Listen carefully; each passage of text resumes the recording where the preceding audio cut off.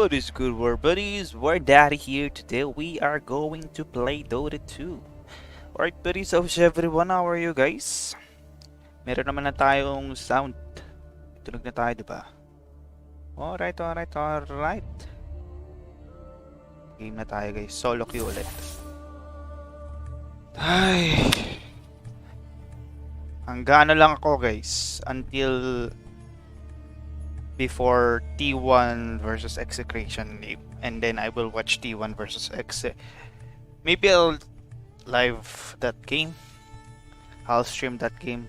I mean, but let's see if I can.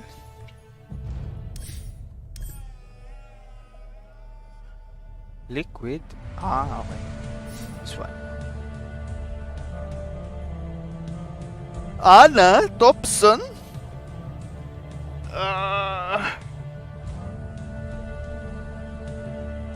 Meron rin palang ano guys, meron rin palang Enigma versus Goon Squad.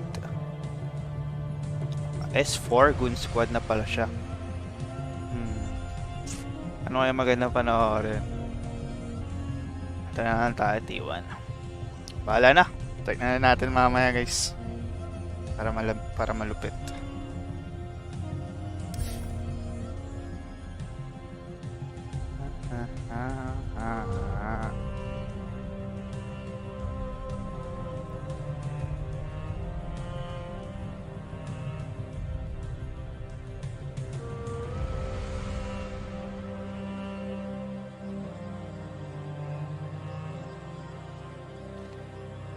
Option is playing right now.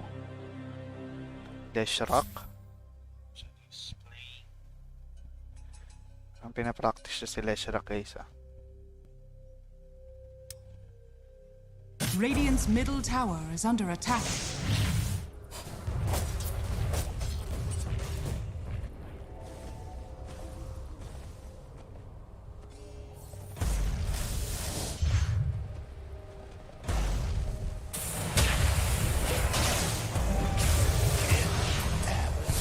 Your desolation and the world's are one.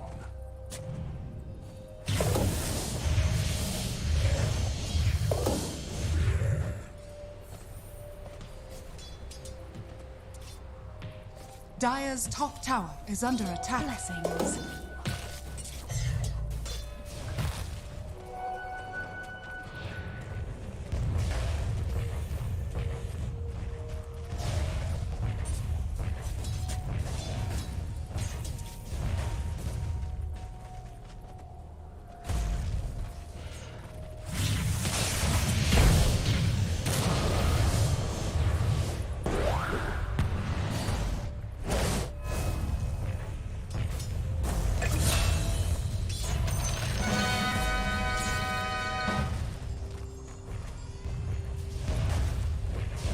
Radiant's top tower is under attack.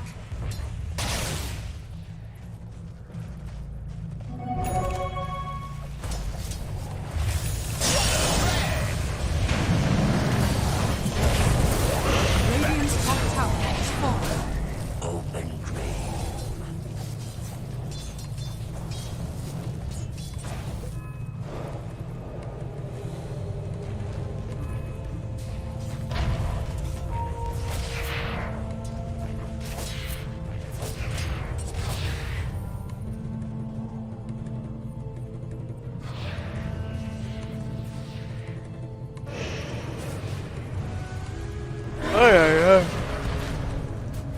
Patay yata siya. Ay, hindi.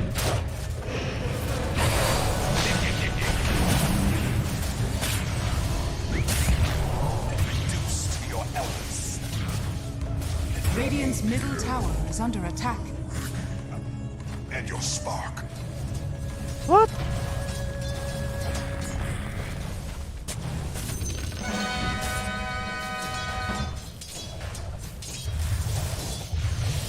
Radiant's middle tower is under attack. Radiant structures are fortified. Come on, sprites!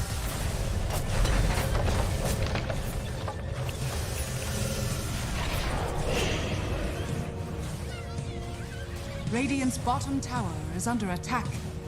Dire's top tower is under attack.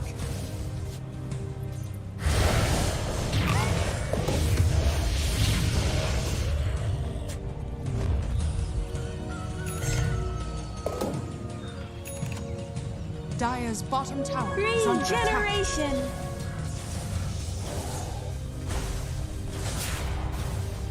Radiant's middle tower is under attack. Dire's middle tower is under attack.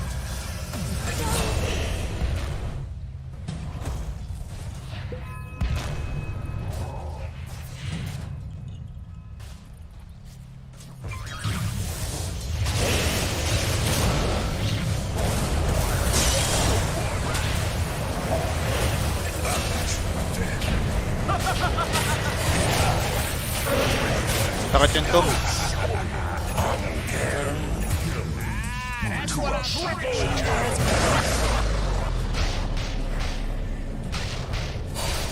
Come get healed! Well, So,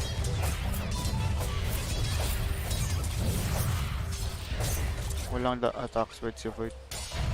Dire's top tower is under attack.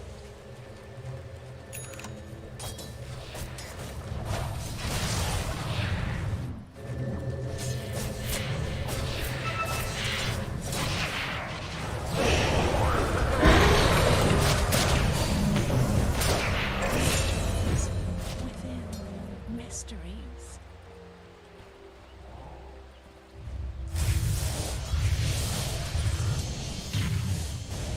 Radiant's middle tower is under attack. Radiant's middle tower has fallen. Radiant's bottom tower is under attack.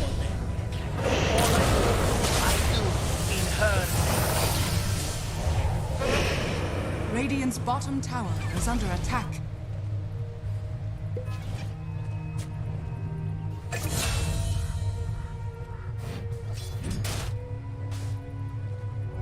Is mine.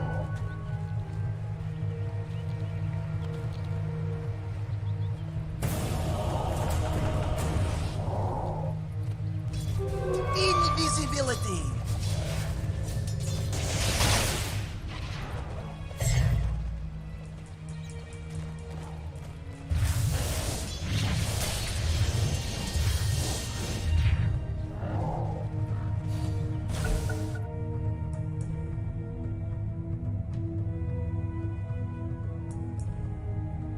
Your turn to ban.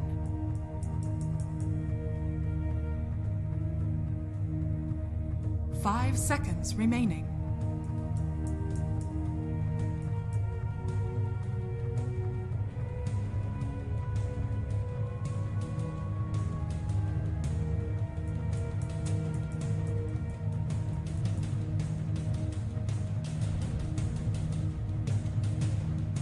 Ten seconds remaining. 5 seconds All remaining. right. Your turn to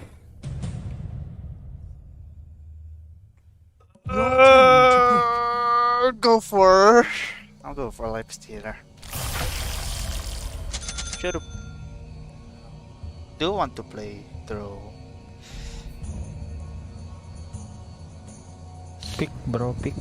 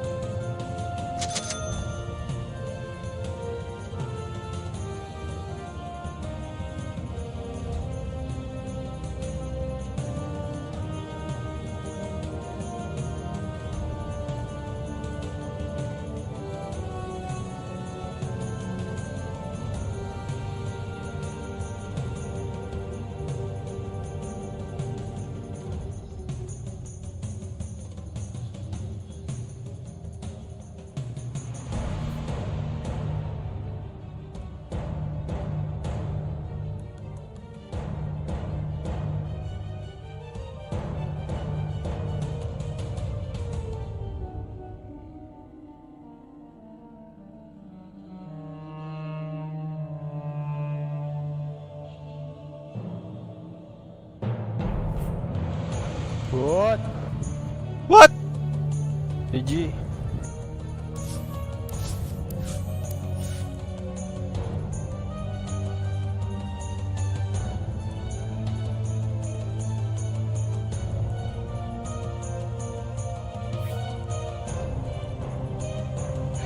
Damn.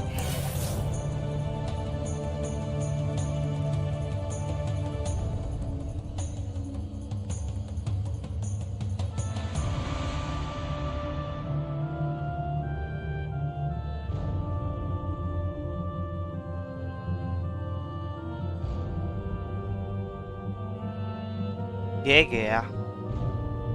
Nga tayo liquid.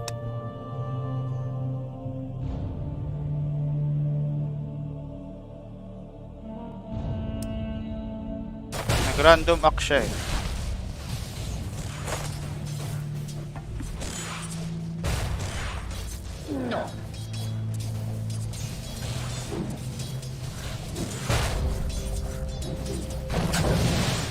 Carry. Patch. Of course. Gusto pa pala carry patch. Ginagamit pa pala yan.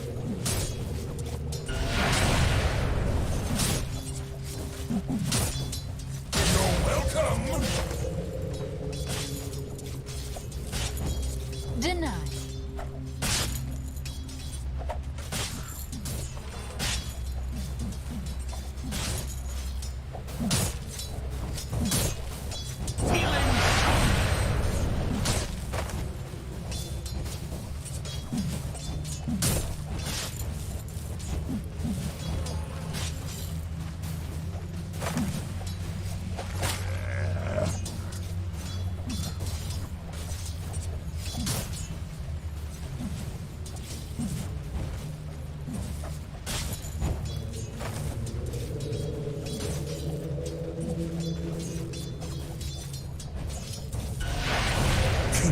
Bounty.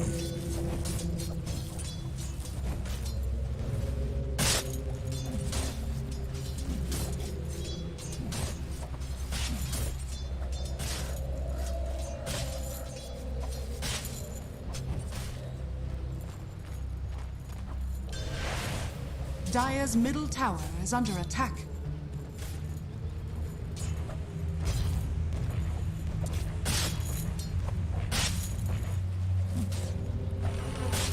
NA qualifier to, no?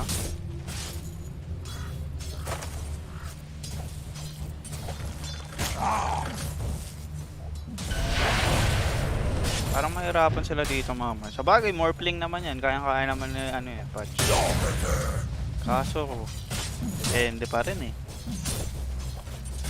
Nay. Still depends, so. Maganda naman draft parehas. Denied.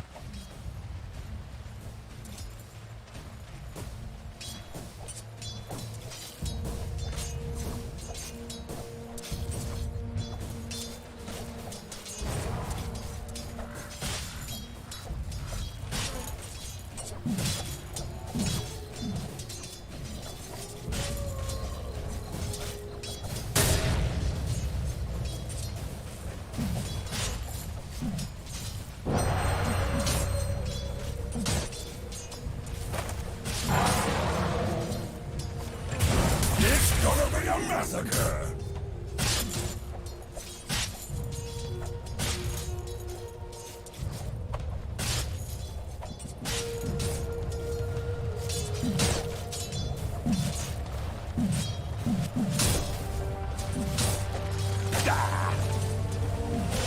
Give me more. Riram, dariram. Oh. Oh. Galing ah. Money to burn. Hindi pala i-click yun. Nakiklik pala yun. Wala.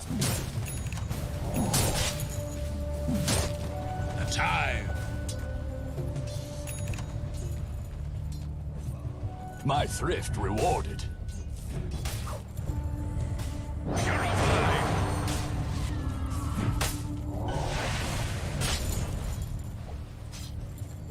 Illusion.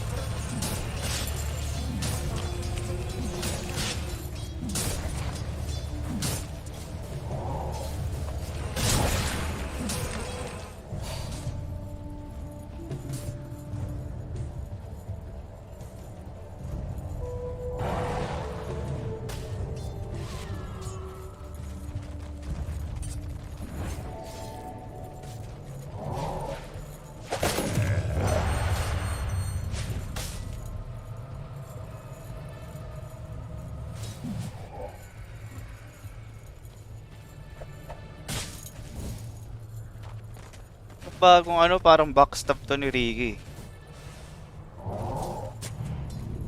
Apat na pala sa range gumagana to. Ayos din. Radiant's courier has been killed.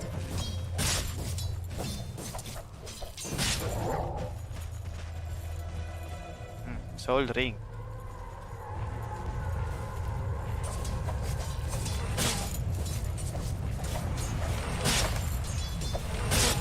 Your corpse will be a lasting monument to my greatness. Free farm yung Mars, sakit sa ulo.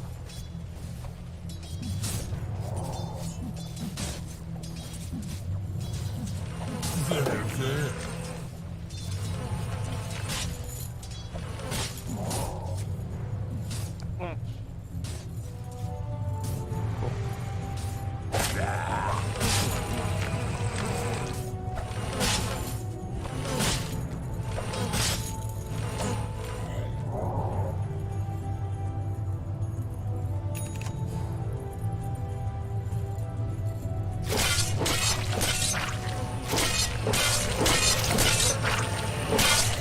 Radiant structures are fortified.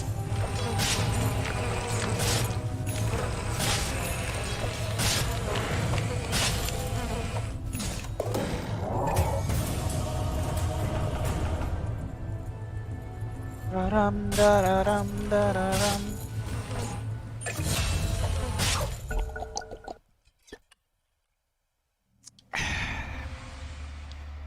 Player tayo, guys.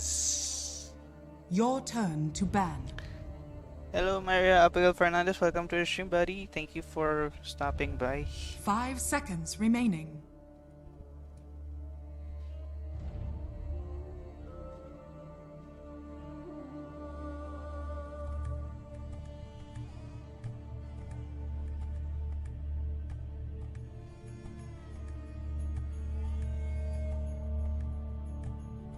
Ten seconds remaining.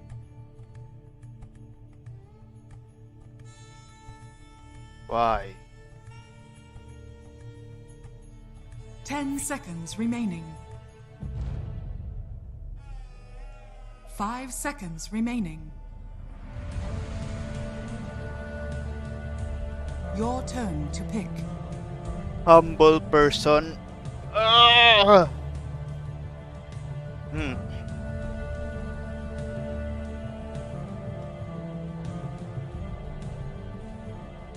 10 seconds remaining.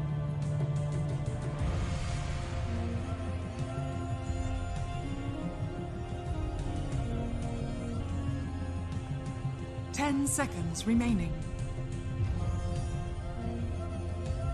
5 seconds remaining.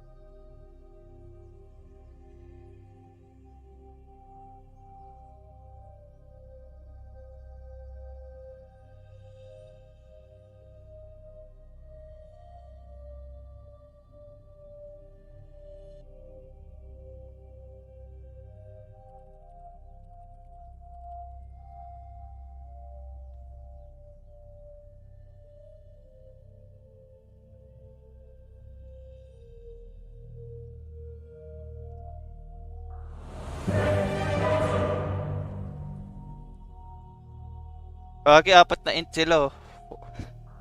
Baka di pa kayo bumili ng BKB niyan, mga idol. Dahil A thief in the fight. Crawling. Prepare for battle. Yeah, baby, it's in the bag. For the taking.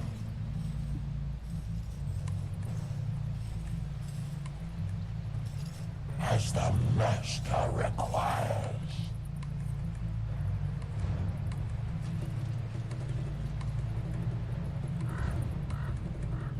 Hey, get over.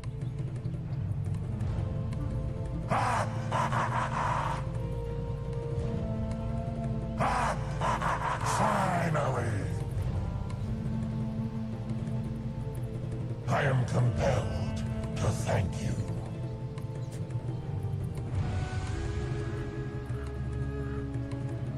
Thirty seconds to battle.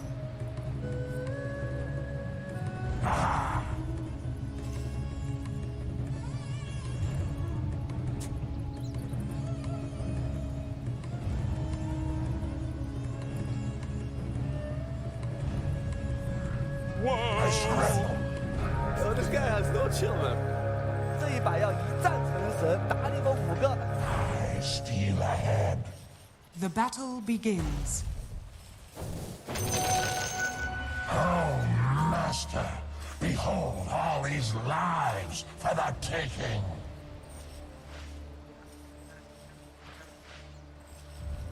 I creep forward. This guy has no chill.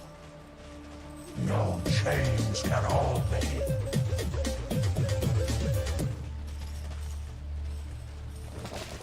Lives to steal.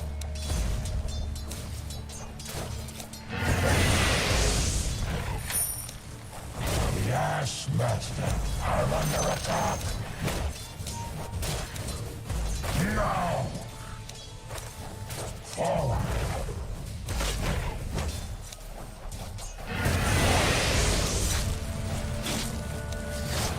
Yes.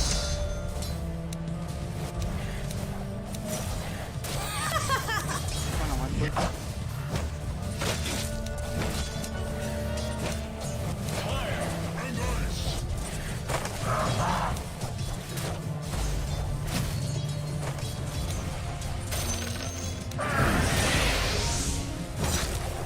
Yes.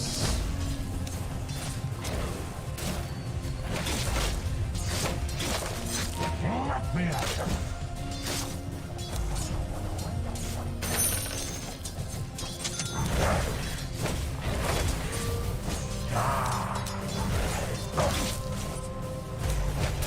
Radiant's courier has been killed.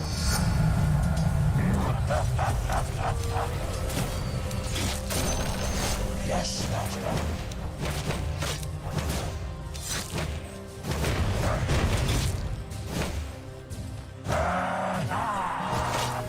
Fire and ice. Eagerly.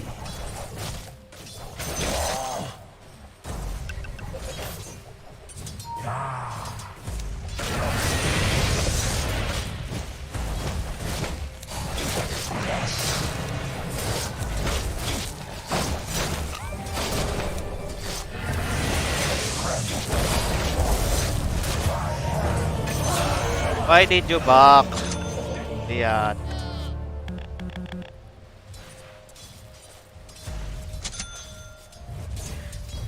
Kill them.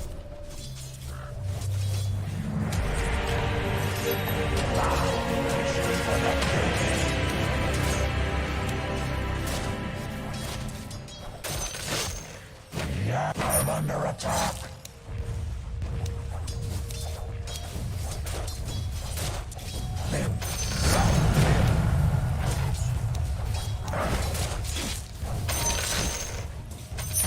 Money changes.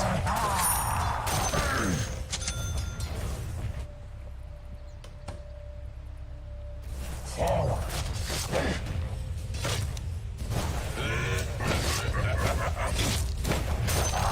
Creep forward.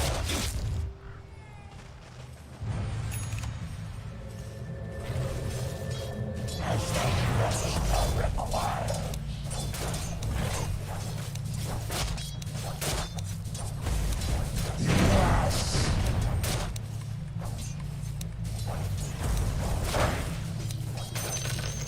structures are fortified. Make me.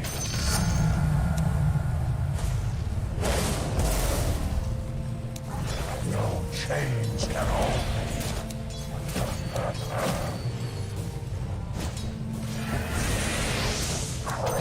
Smart money.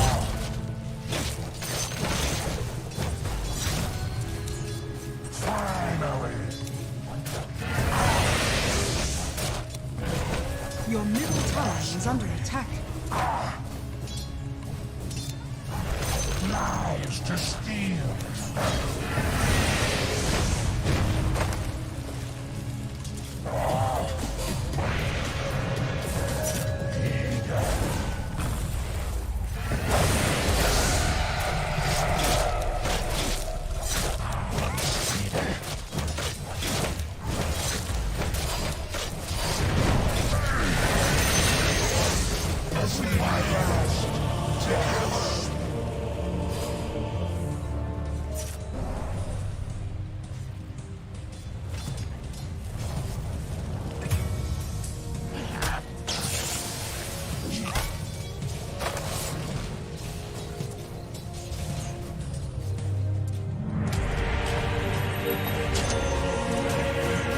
Your middle tower is under attack.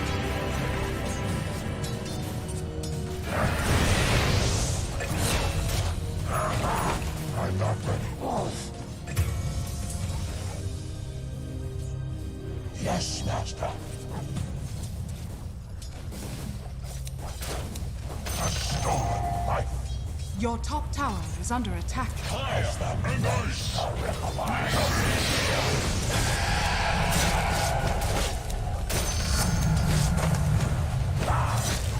For the taking.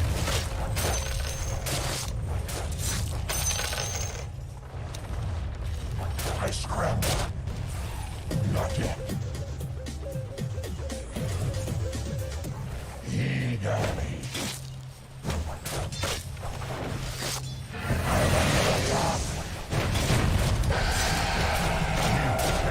Make me.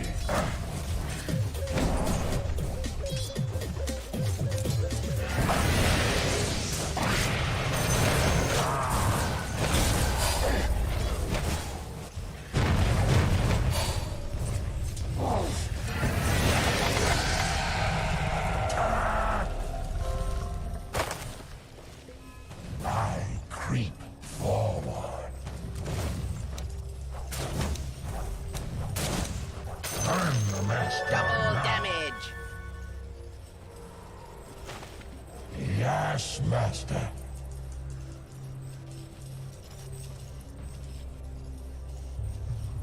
Crawling. Red, kaya itong mga to. Ito na lang. No chains can hold me. Incupatory. Yes.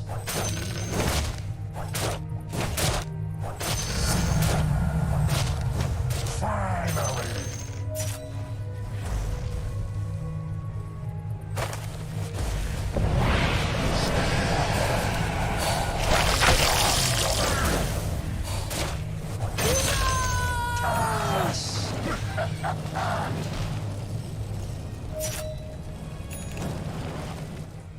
Forward.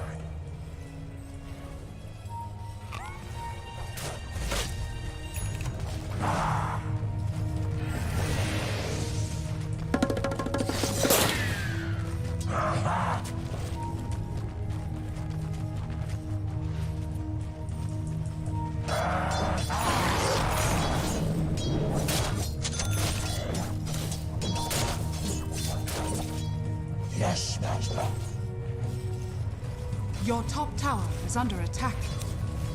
Sweet, sweet violence.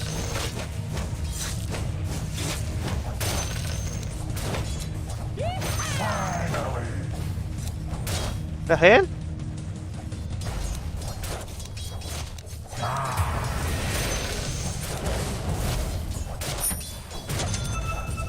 What the heck? Okay, Tikiro. master. Yes. Siguro ma-handle na nga lang ako. Ay, sige na lang. Attack.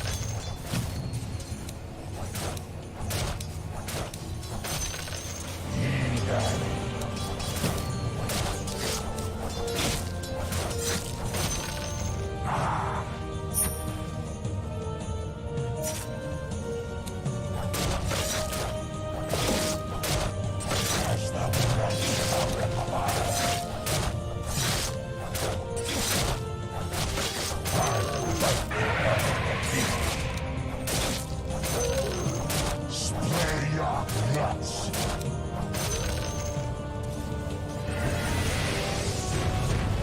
I steam ahead.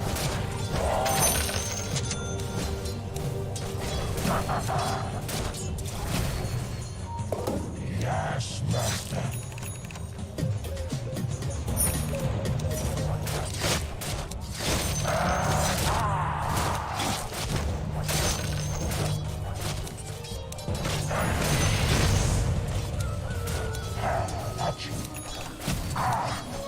Regeneration.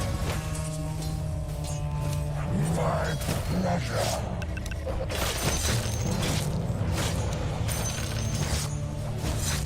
No change at all.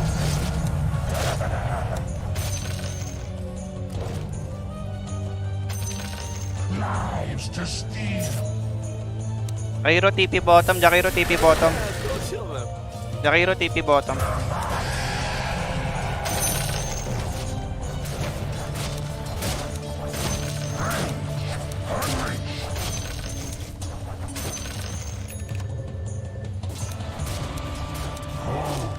Yes.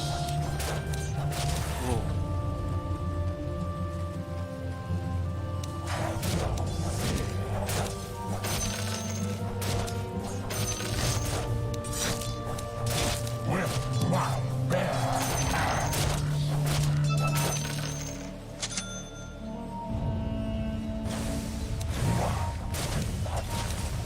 Your middle tower is under attack.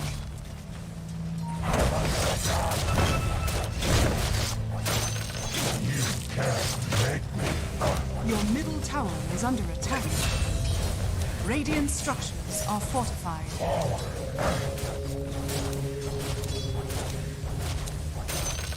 Your middle tower is under attack. Denied! for the taking.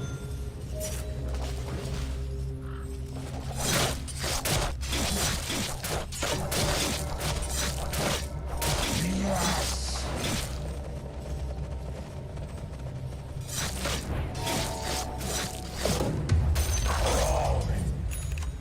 Your middle tower is under attack.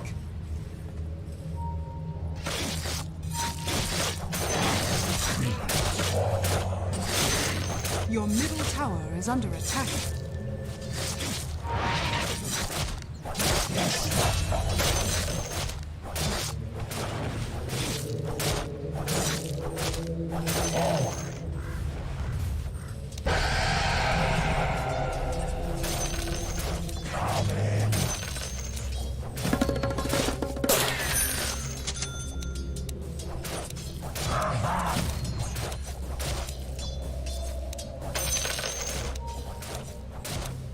Yes, Master.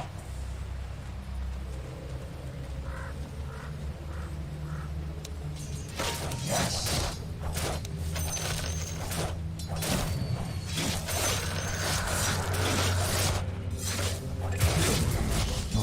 Yes. Double kill. Crawling.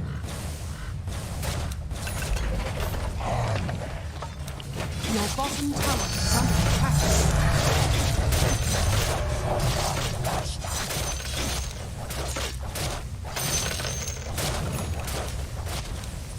Your bottom tower is under attack. The enemy's top tower has fallen. Lives to steal.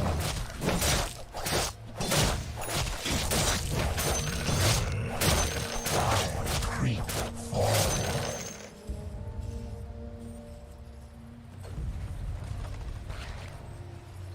chains can hold me.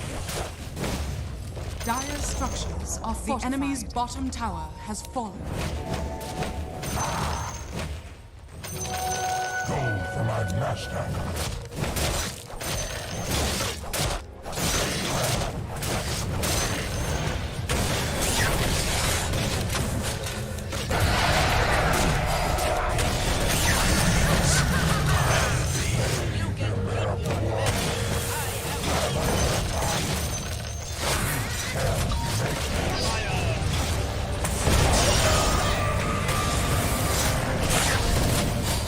Outside my mind, nothing is real. Is under attack.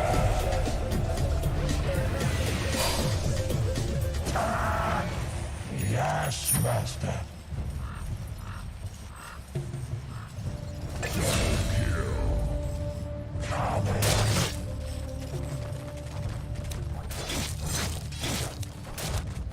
Oh no.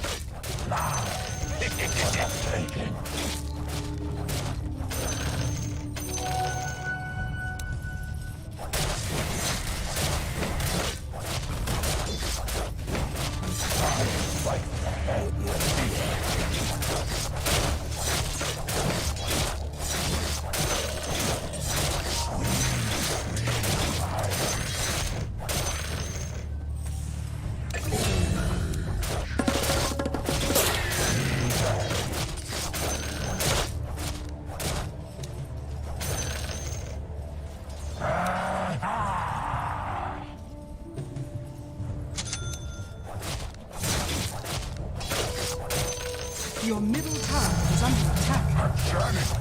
No fun. I steal ahead.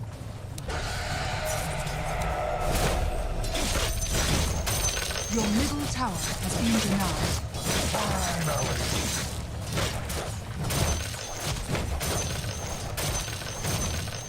For the master.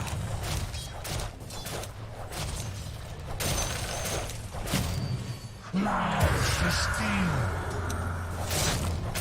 With us, ano? Spectre. I scramble. I'm the master now. Yes.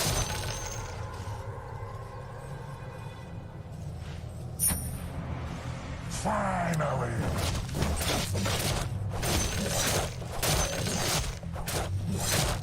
Yes.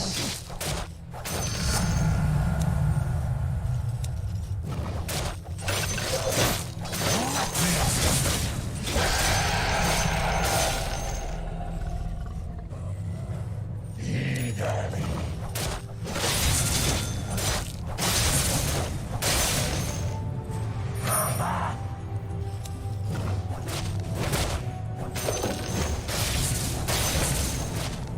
No chains can hold me.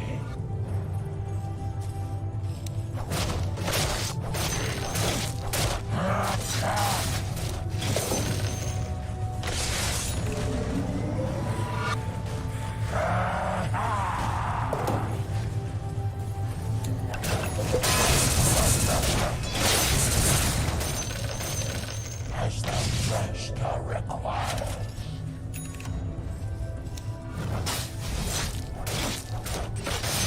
I steal ahead. Very well. Crawling.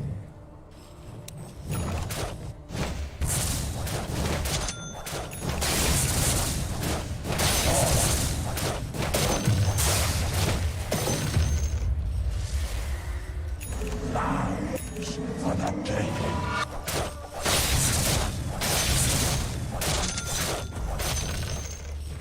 I creep forward. At last. Yes, master.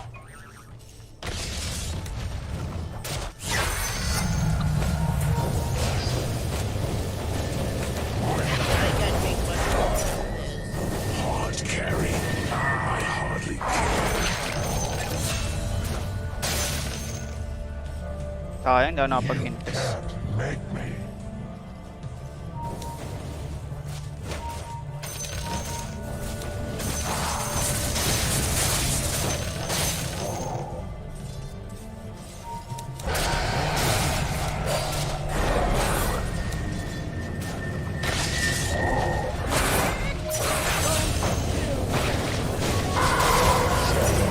Fuck! I was only indirectly responsible. Di niya kasi pininggan agad eh.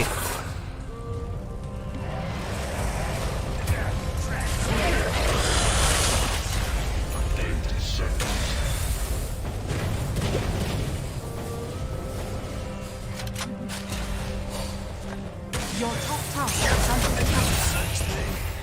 That's a free ride. Now that's bleeding edge. Your top tower is under attack.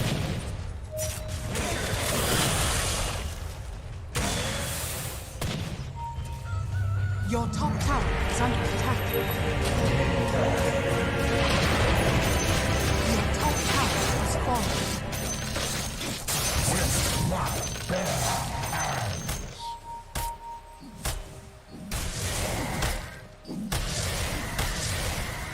Kapag sa akin.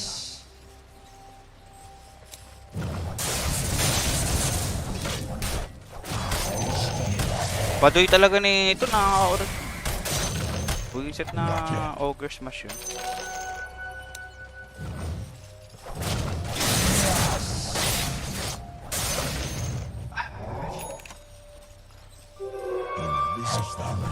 Stuck, stuck.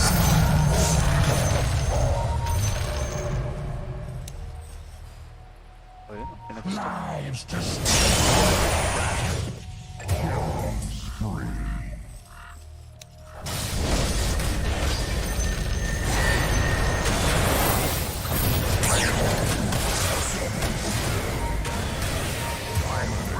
Touch.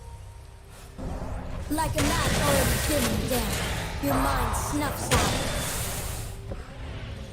this pleases the master. Lives for the taking.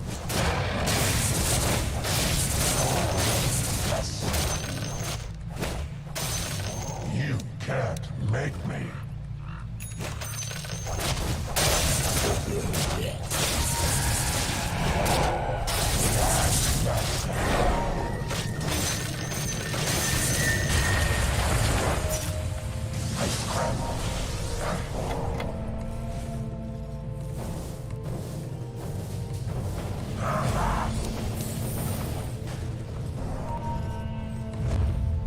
War dead, war dead.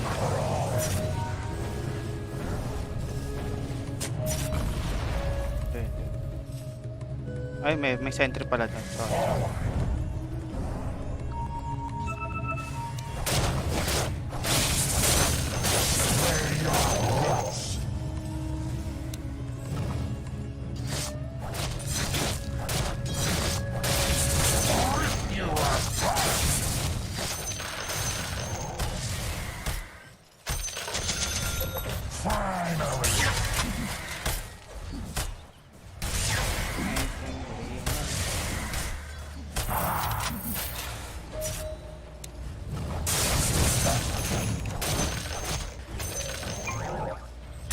Yes, master.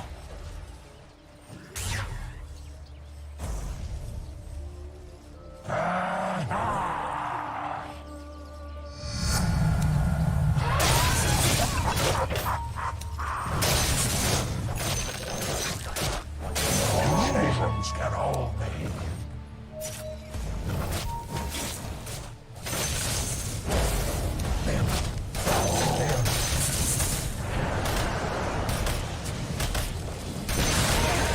The enemy's middle tower has fallen.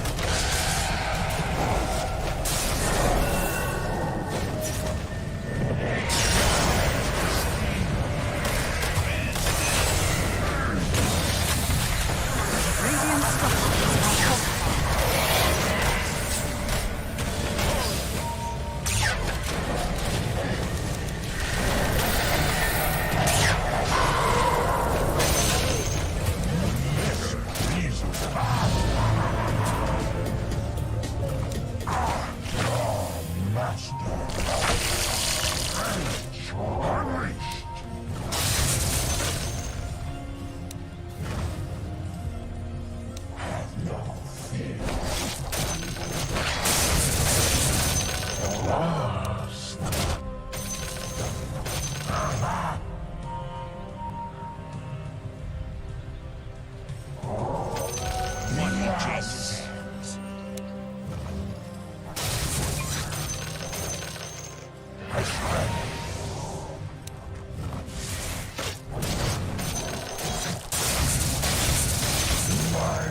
pleasure.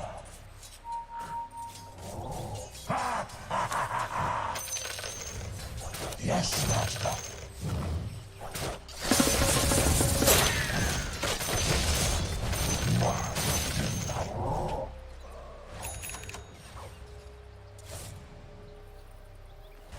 I steal ahead.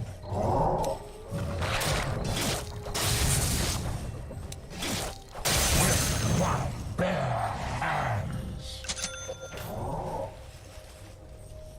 What are you buying? Finally.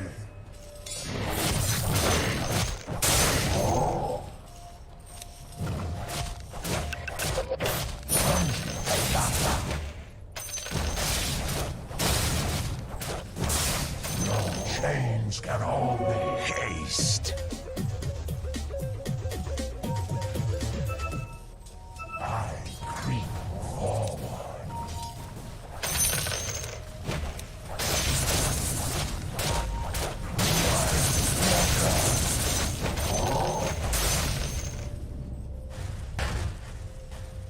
Yes.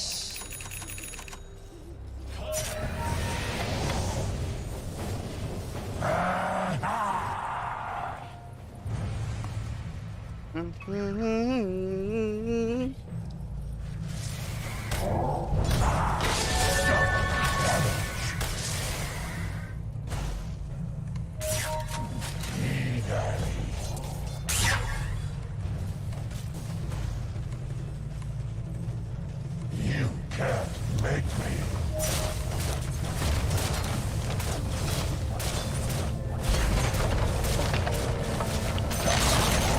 The enemy's bottom tower has fallen. I found the rest I require. Roshan has fallen to the ring. Okay lang yan. Forward.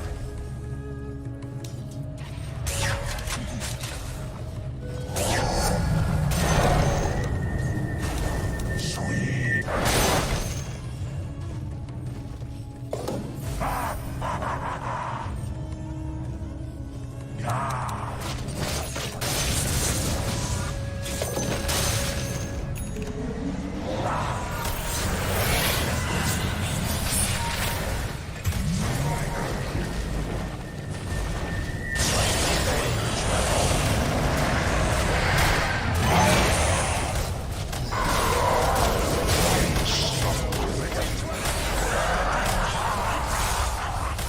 We can fight, we can fight. Ah, go back, go back, go back.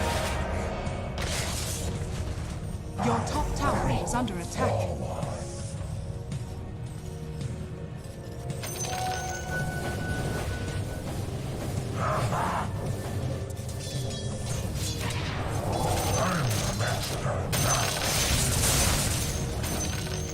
You can't make me.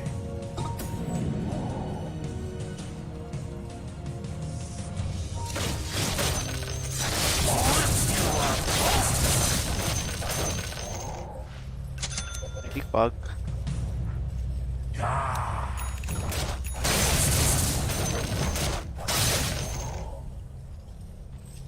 Lives to steal.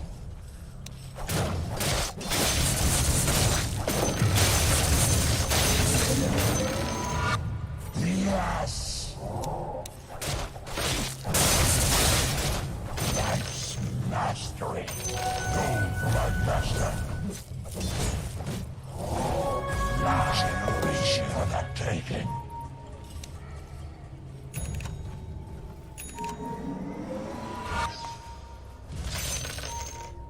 Eagerly. Come, come, come.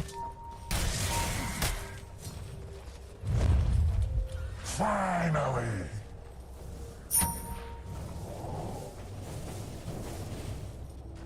Yes.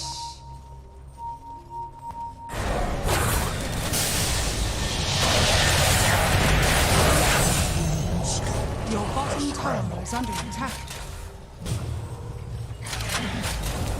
Agar kasi. Your bottom tower is under attack. At you.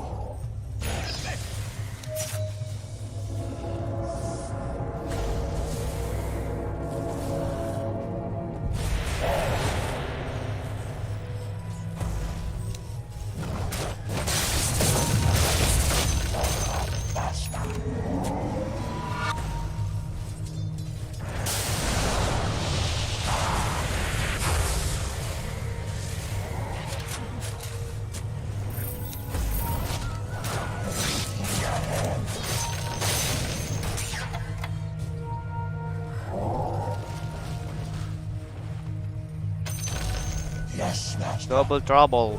Double damage. Yes, master.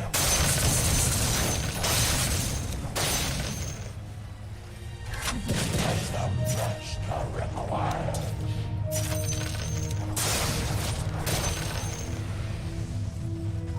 Crawling.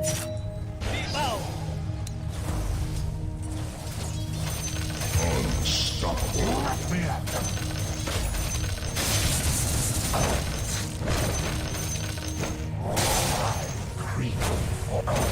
Money changes hands. Lies to steal.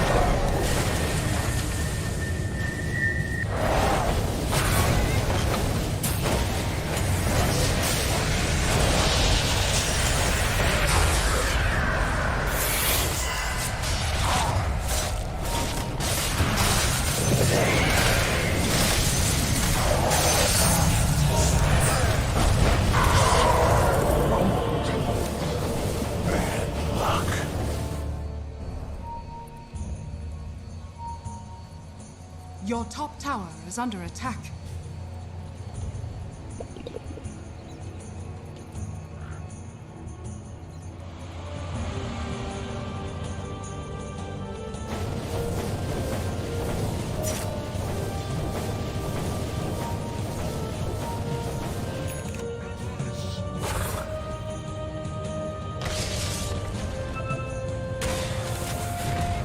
Ay, nako, layo. Tower is under attack.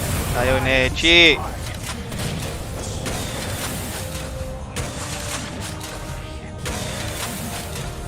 Your middle tower is under attack.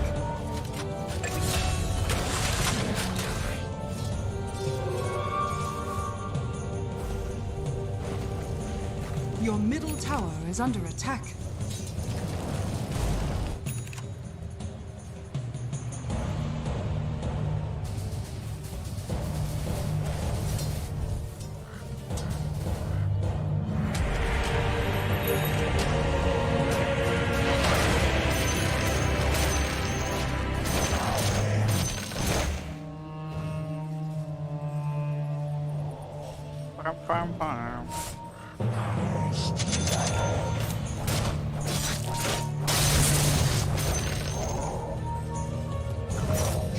Your middle tower is under attack.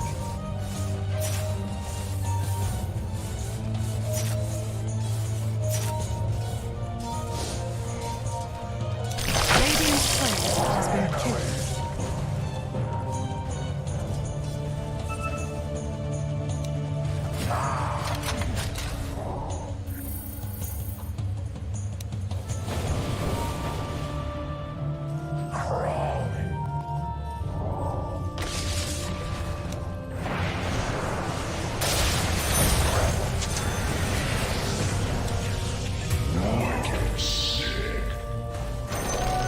For my master.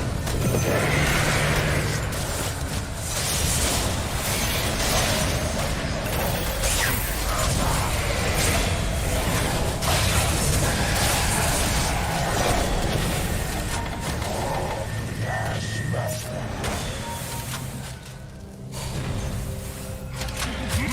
Monster kill. Daddy. Double kill. You can't make me.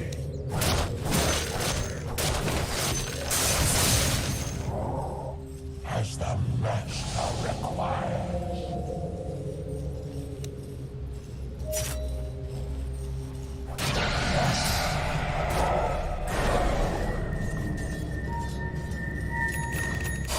Where your Your life is mine now. Yes.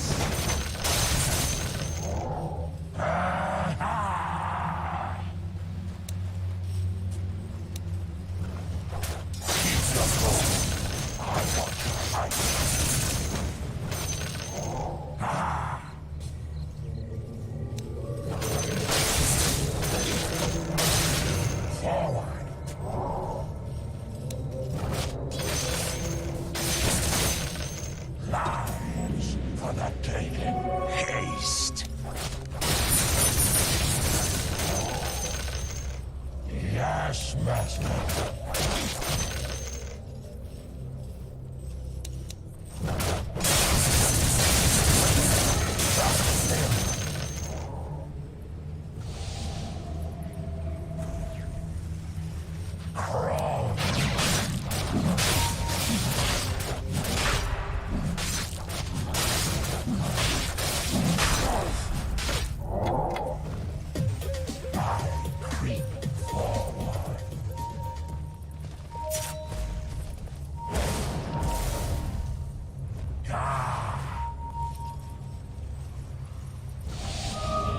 Hell's yes. Yes.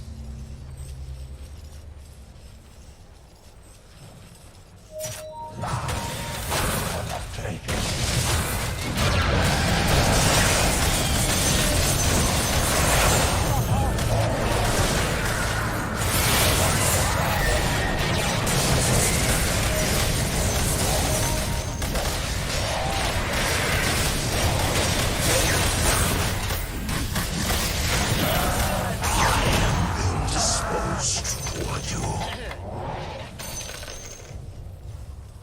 I scramble.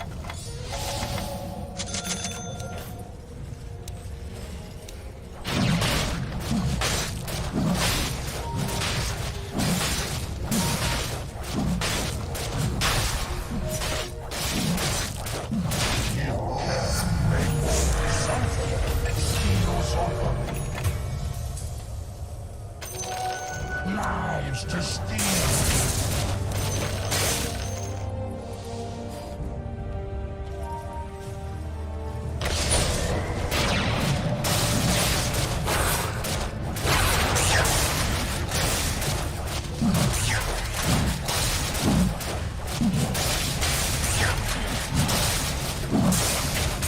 Your shrine has fallen to the dire. I steal ahead.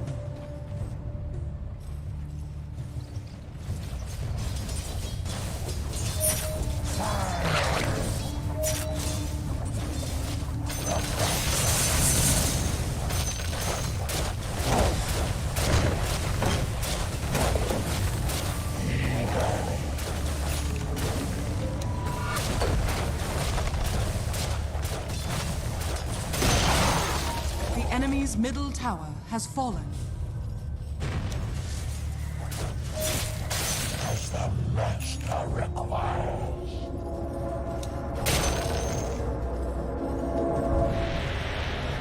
Yes, master.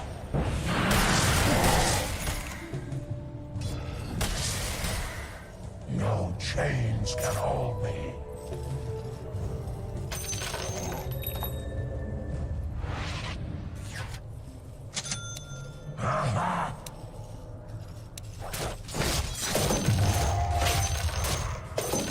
Yes.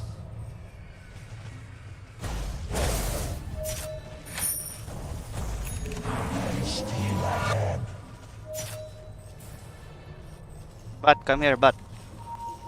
Alright. I scramble. Something is showing.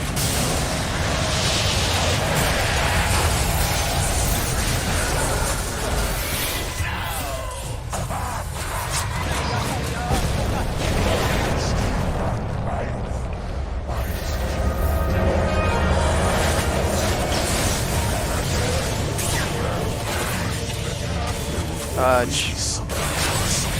Hell's gates swing wide.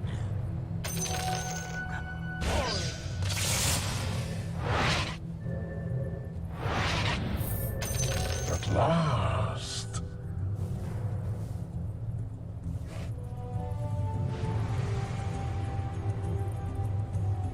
Ah, na to. Yeah.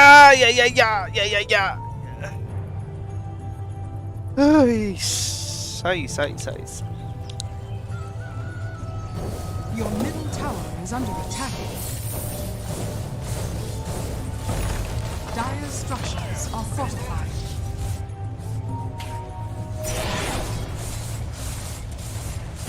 Your middle tower is under attack. Your middle tower has fallen.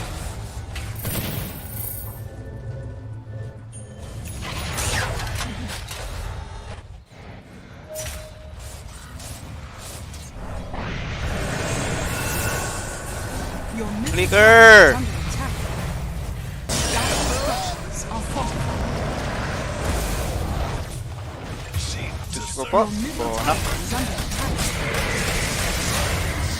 Bonakit.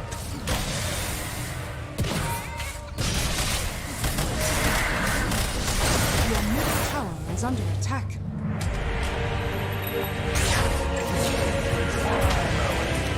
Your middle tower is under attack.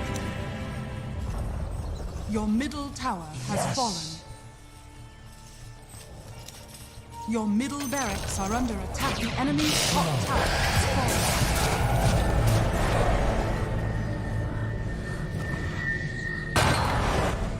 Ah, Your kakainis. middle barracks are under attack.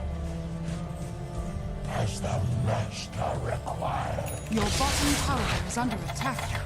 I'm not ready. Crawling.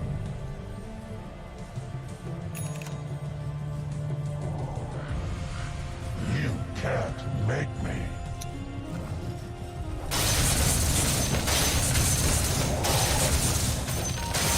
Daddy.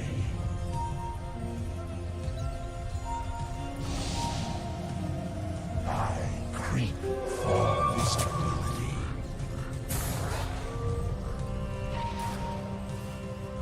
Yes, master.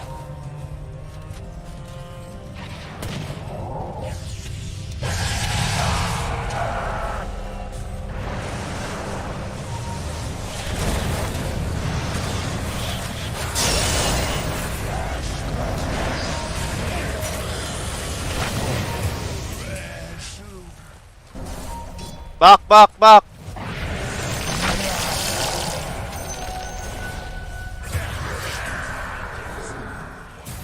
Forward.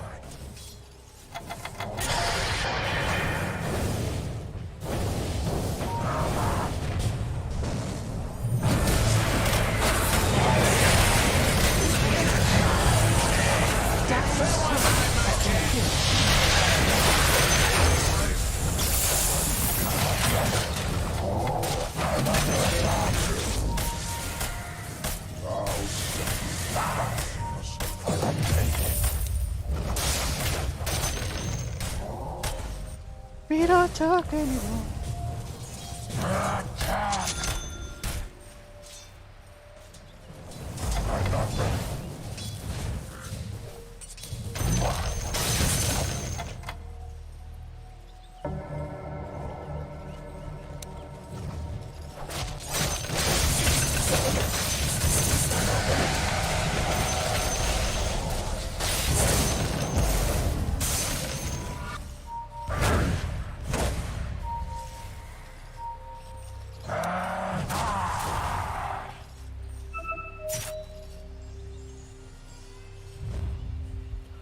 Lives for the taking.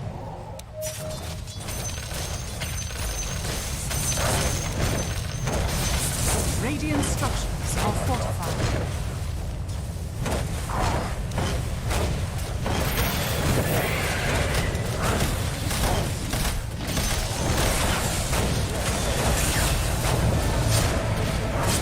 The enemy's middle tower has fallen. Radiant structures are fortified.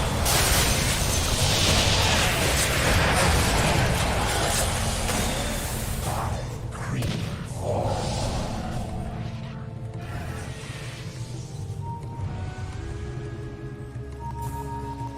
You can't make.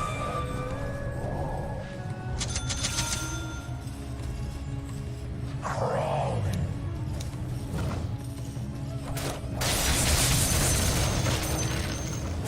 Lives to steal.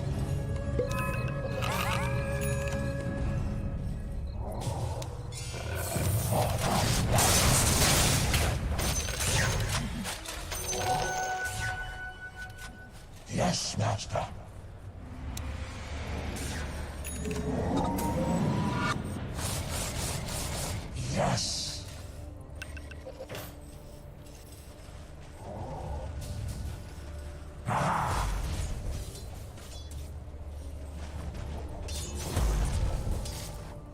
Finally!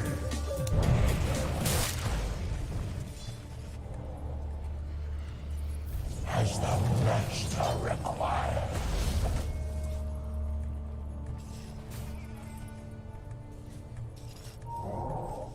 Yes!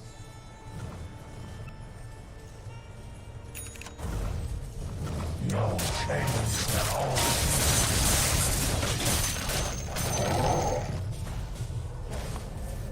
Forward.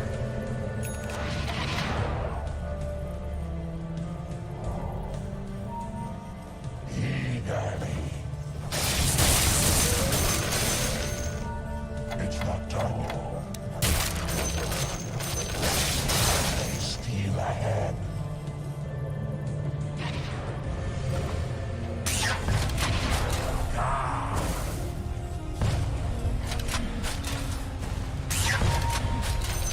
Money changes hands. I scramble.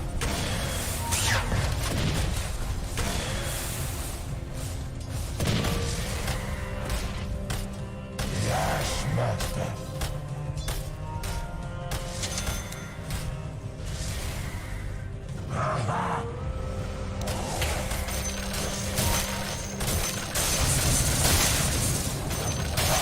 Fight the hand that feeds me.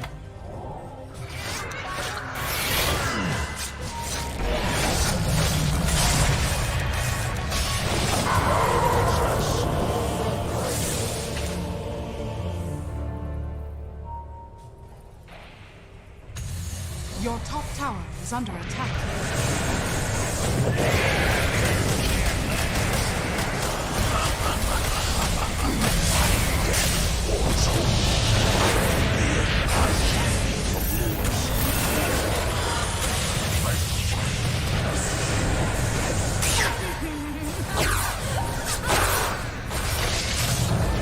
Stand again. Good job.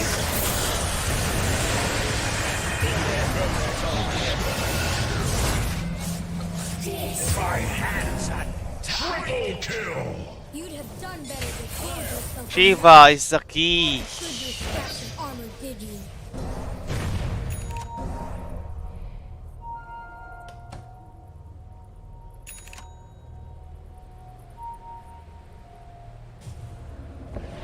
Your middle barracks are under attack.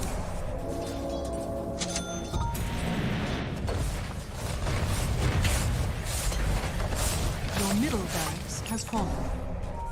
Roshan has fallen to the Radiant. Immortality.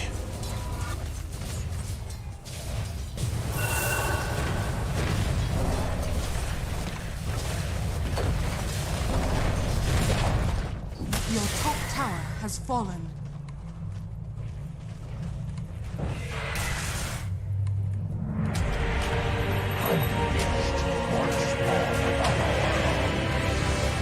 Dire structures are fortified.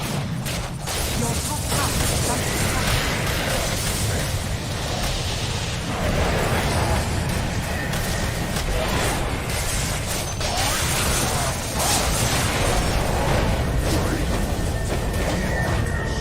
Your top tower is under attack. Your top tower is fallen. Buyback.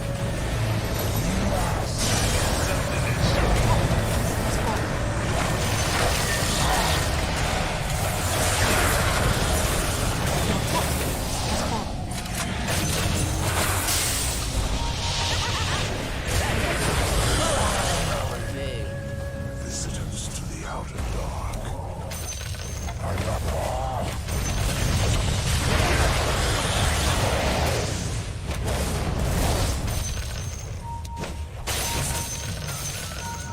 No change at all.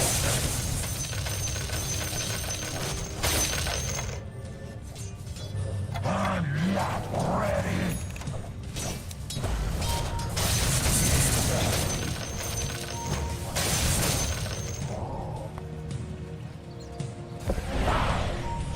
Huwag kang TP.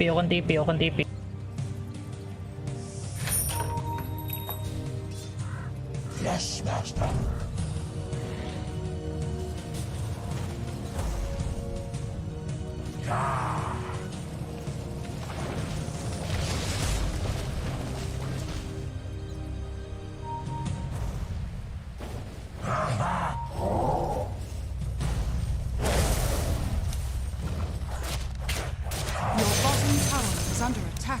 Back, def. Has fallen.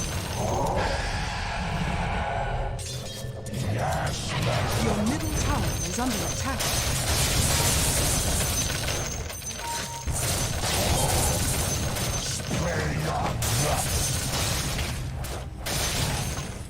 It's not done yet.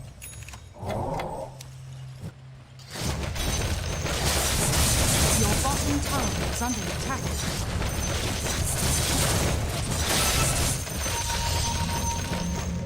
Hey, I'm gonna double ulti OD.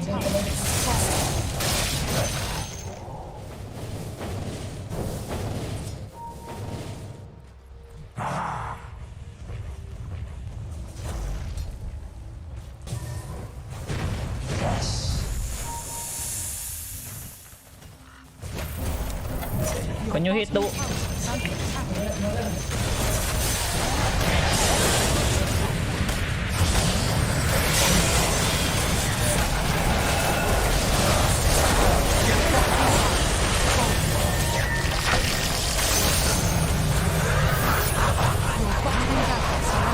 Up. Your bottom tower has fallen. The enemy now has mega. GG.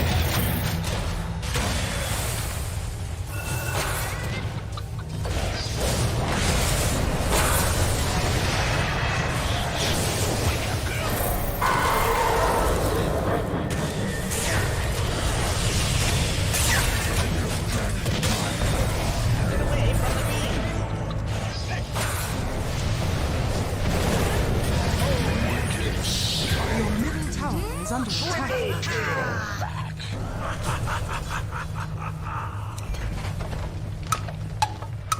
Your middle tower is under attack. Your middle tower has fallen. Your middle tower has fallen. Your ancient is under attack. Radiant victory. Soldering pa rin ang bote. Ay.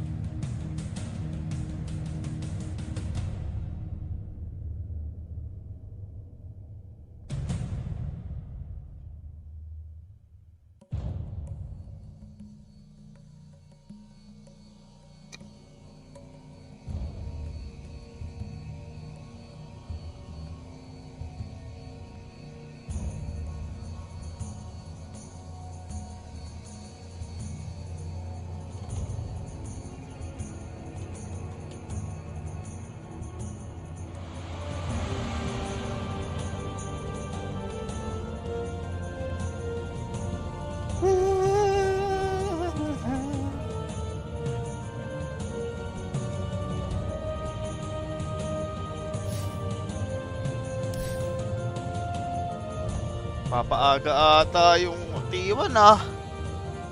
Last game ako? Last game na to? Natin.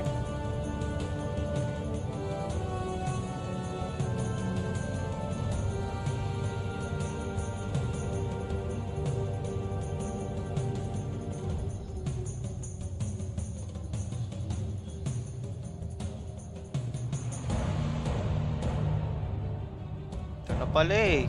9 minutes na lang oh.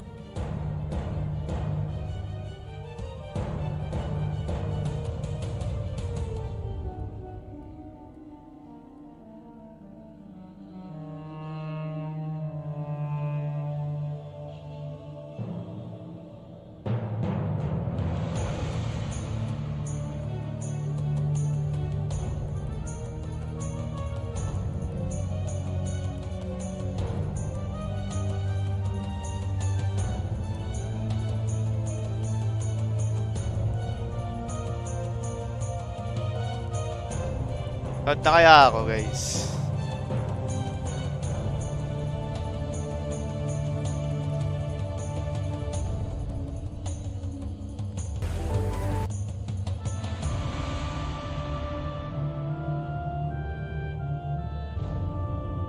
Load na tayo.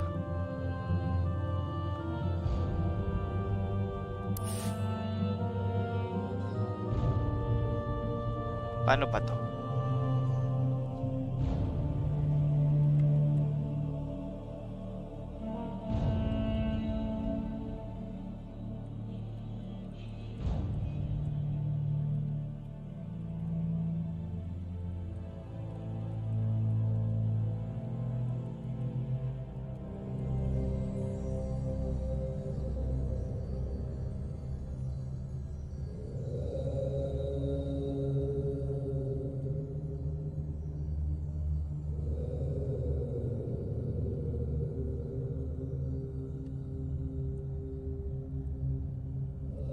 Kaya tayo manood na. Gusto ko manood eh.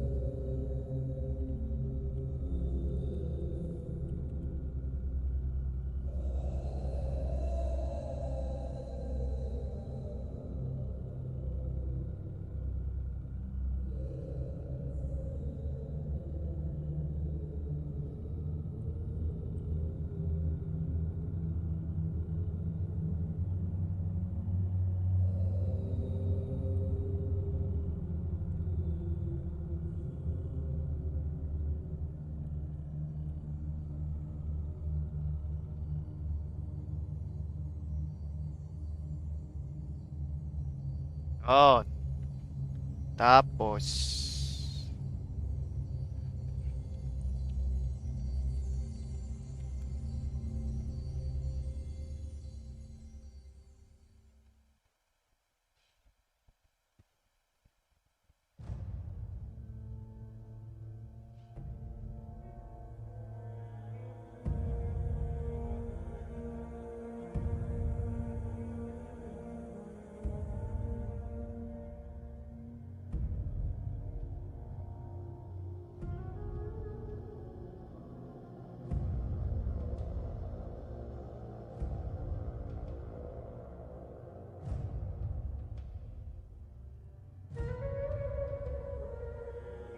paano ba mag-add?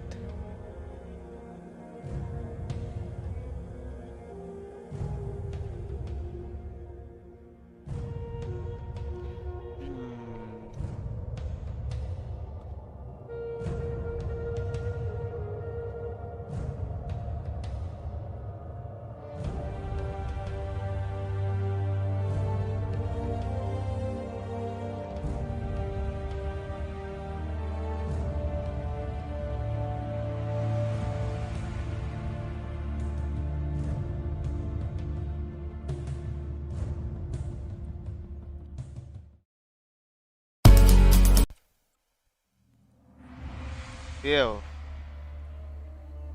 Ngayon na.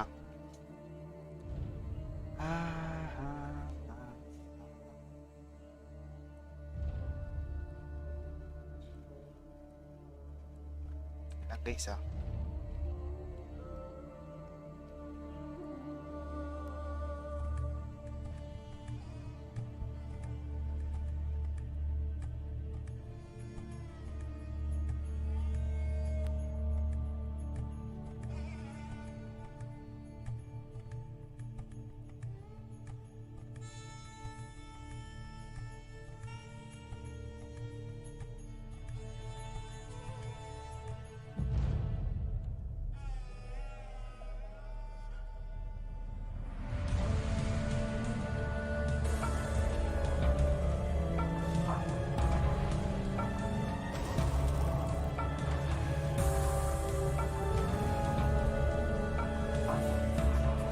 Hindi, bakit?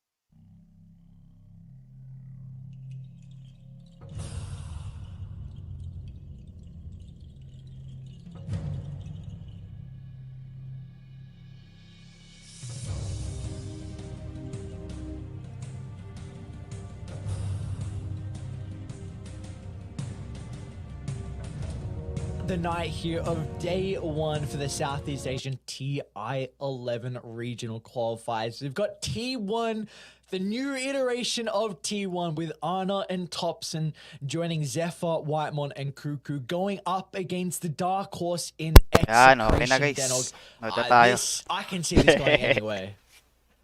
I can too. You know, a lot of people are obviously, I mean, myself included, I've got T1 locked in as my Southeast Asia region prediction for being able to take out these qualifiers. And that's just because I feel like that's the team that has the biggest potential, if they're on the international stage, of being able to perform at their highest. You know, a lot of these other teams, they might play well in C, but when they take that next step, it just, for whatever reason, maybe it's the mental, maybe it's something else, they just seem to stumble a little bit. But T1 for sure, you've got veterans of multiple TIs coming through, and I feel like that might serve them in pretty good stead. But like you said, Execration, they're no slouches. They're going to give them a challenge for sure. Yeah, we've seen Execration play in a couple of recent tournaments. The Gamers Galaxy in Thailand, where they finished 3rd and 4th. They lost to Polaris in 2-0 fashion. And for the ESL Division 1 team now. We saw them in Division 2 for 2 or 3, and they looked incredibly dominant. So this is a team that is on the rise, of course, played with each other for quite some time, but it's just a question of how can they really match up versus T1, because not a lot of people are going to know kind of T1 playstyle, I suppose, and because this is very new for them. New position 1, new position 2, like something that you were speaking to me behind the scenes is like, you're just intrigued to see how the supports are going to look to adapt in particular. You're just breaking the fourth wall here, dude. You know, revealing all of our hidden conversations. As well, it looks like the vibes in the T1 house are looking pretty good. You know, big smiles on Anna and Thompson. I like the fact that Thompson, that was where he felt comfortable to come back. Is when he had some level of familiarity, you know? Like, it really feels like these two just know how each other work. They know what each other need at certain stages of the game. So I'm keen to see how they're able to make this one work for them. The thing that I was talking about with the supports is that something that T1 were kind of criticized about, Zephyr in particular, is that he was very passive. Like, he's a slow-ish position 4. And that's not necessarily a bad thing, but it's a bad thing in metas that involve a lot more active supports. You know, you can't get away with a tree and protector and stuff like that. So I feel like this patch, things have slowed down a little bit, but I feel like Thompson's influence isn't necessarily just going to be with what he plays in the mid lane. It's also the behaviors that he's trying to instill into his teammates. You can see Zeph is already not like thising at the moment, just saying, all right, I'm going to play this Marcy, because I saw his pubs recently, and it's all filled with heroes that just try and run at you. So if that's not Thompson influence, I don't know what is. You know, we're seeing Marcy's, Primal Beasts, even like a Bounty Hunter occasionally coming through. Heroes that are just trying to get really aggressive onto the front lines. That's his job. It's going to be his job. I can honestly even see Whitemon being more farmed than him in a lot of games, just because you need your position 4 to be as active as possible. And we got a Morphling, and I mean, it's not even confirmed where this is, right? Thompson has a Grandmaster Morphling, so he could be playing it from the mid lane. You never know.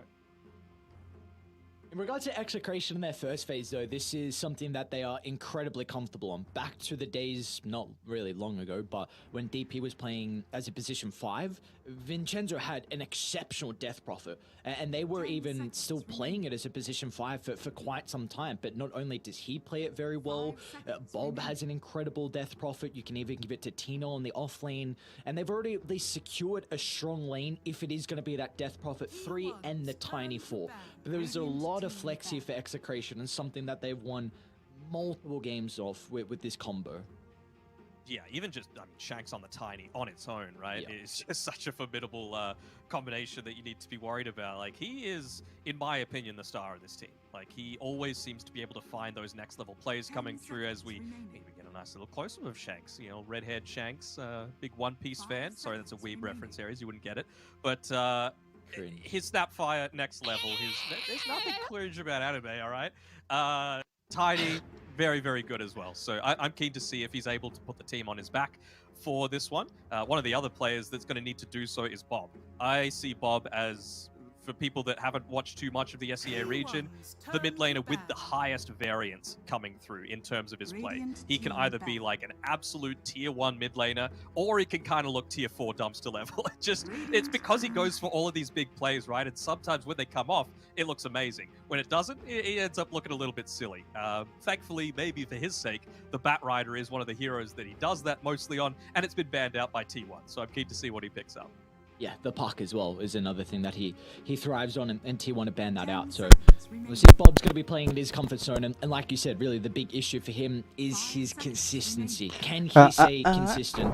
We've got to keep in mind as well, Execration, this is a bit of a different look at their roster. But their last TI qualifiers back in TI 10 made an incredible run when Nico was on there.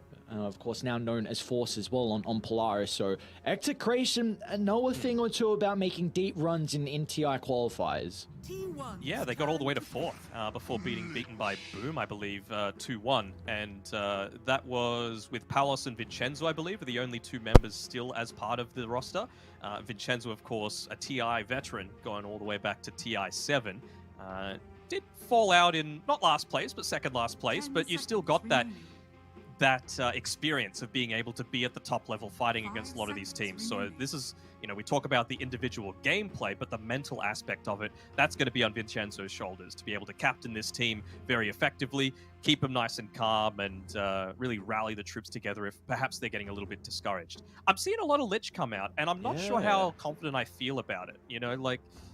It doesn't.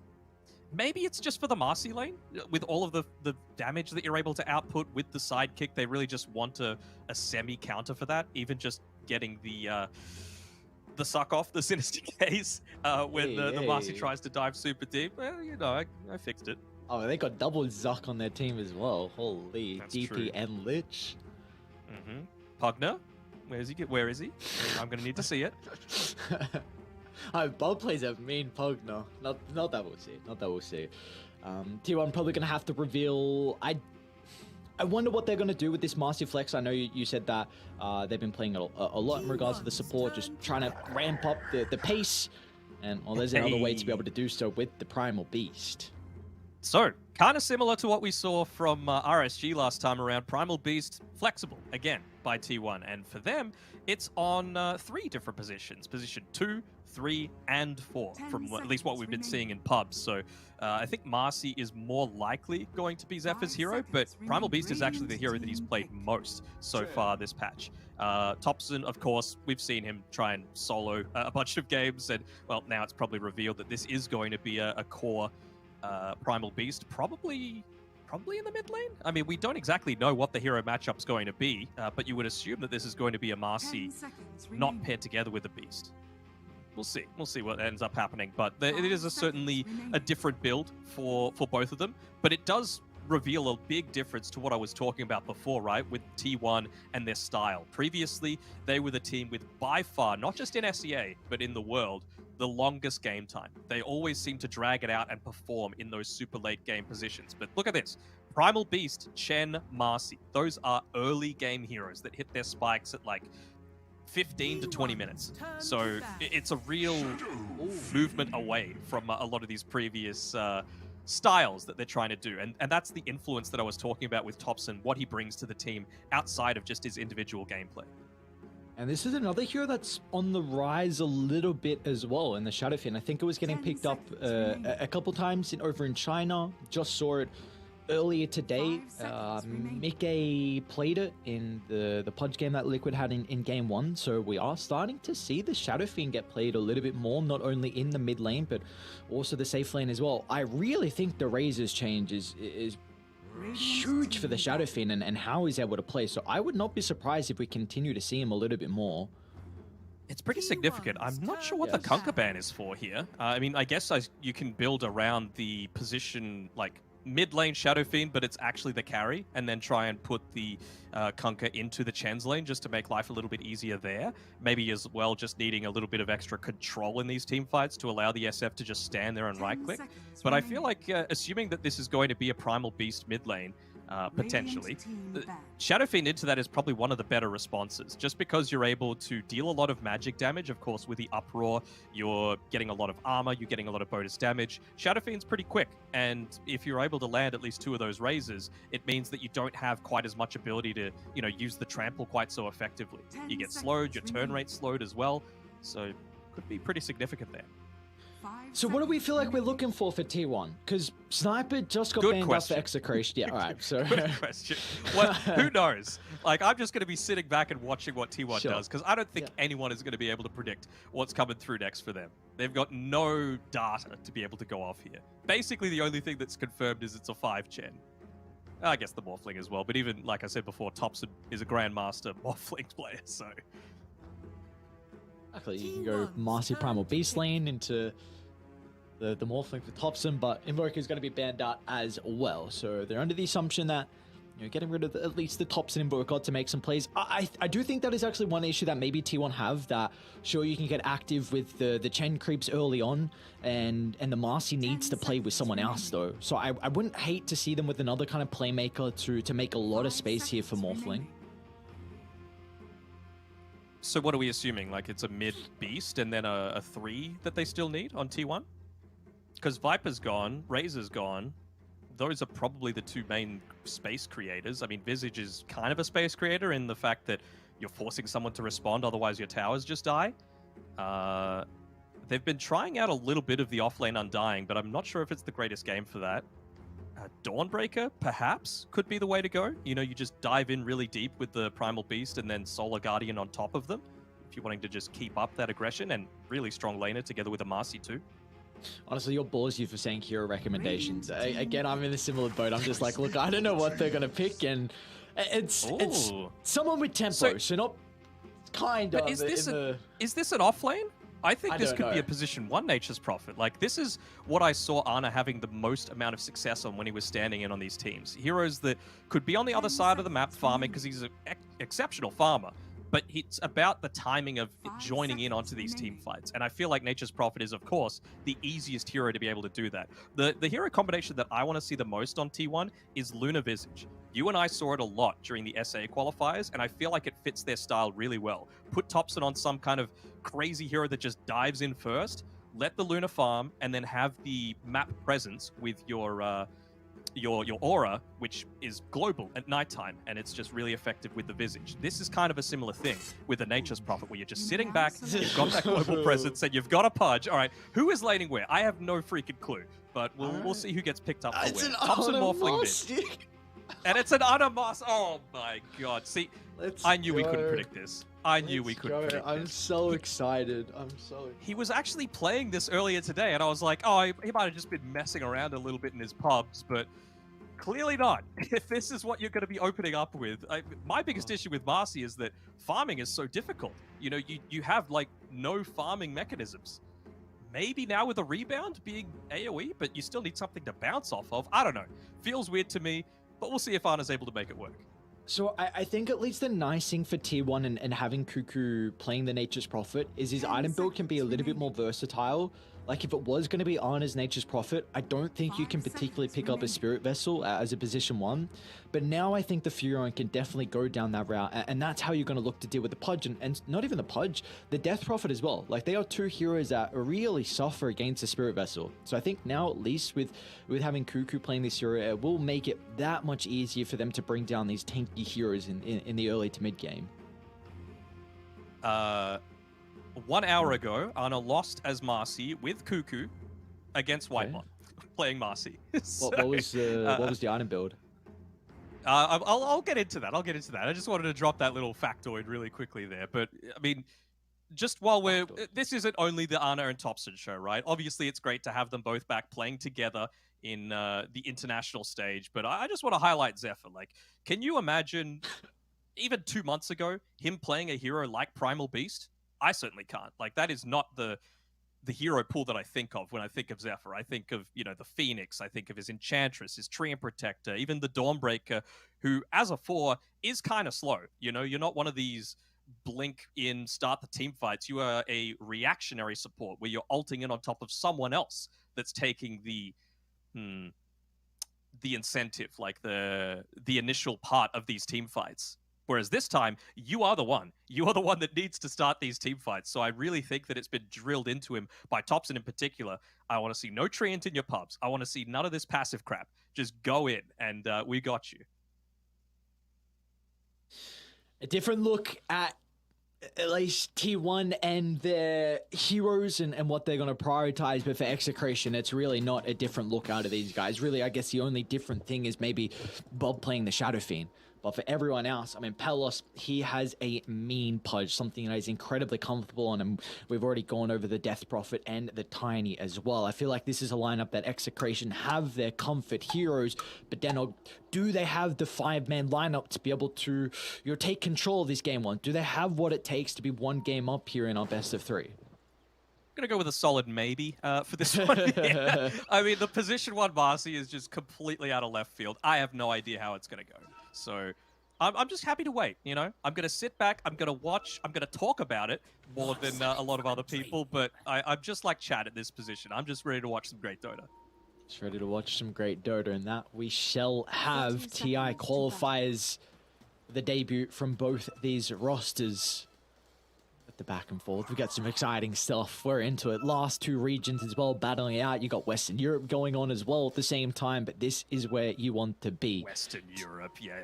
It's SEA. That's where you want to be. Already taking a few big whacks from that tree from Shanks. So item build for position 1 Marcy that he's been going for. I believe it is Phase Boots, Falcon Blade, BKB Basher is the build that Ana's going for, and maxing out the rebound, because again, that's his farming mechanism. That's what he needs to be able to keep up. I mean, you compare what a Marcy's able to do compared to a Morphling. I mean, this might even just be the more aggressive style, which, by the way, Ana's bottom as Dire, if we didn't realize that one just yet. So what are they, just looking to avoid the Nature's Prophet into Pudge lane? I guess. I mean, well, they're not going to. I mean, the Pudge is coming top. See how the early lane's able to shape up here for Thompson against Bob on the Shadow Fiend. Those early raises spamming out. Thompson not going to go for the stick early on. Wants this bottle rush to be able to play it, helping out in regards to the resources. You see how much damage he's racking up. Bob doesn't have enough, unfortunately, for another raise to follow up. Thompson is incredibly slow. Look at this. He's like, what do I do? Well, he's had about 2 range creeps denied in front of his face as well, so obviously a very risky proposition there, but yeah, Bob ends up taking a few tower hits, but it's the intimidation factor, you know, this is how you want to start out these qualifiers. Dire's courier has been killed.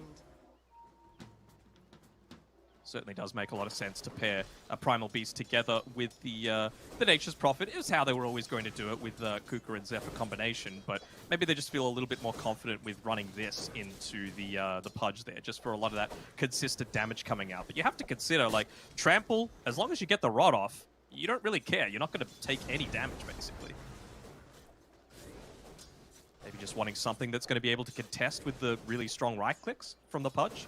Primal Beast pretty much emulates that with that the Bracer pickup, basically the exact same right click. Still seeing Thompson have a very difficult time mid.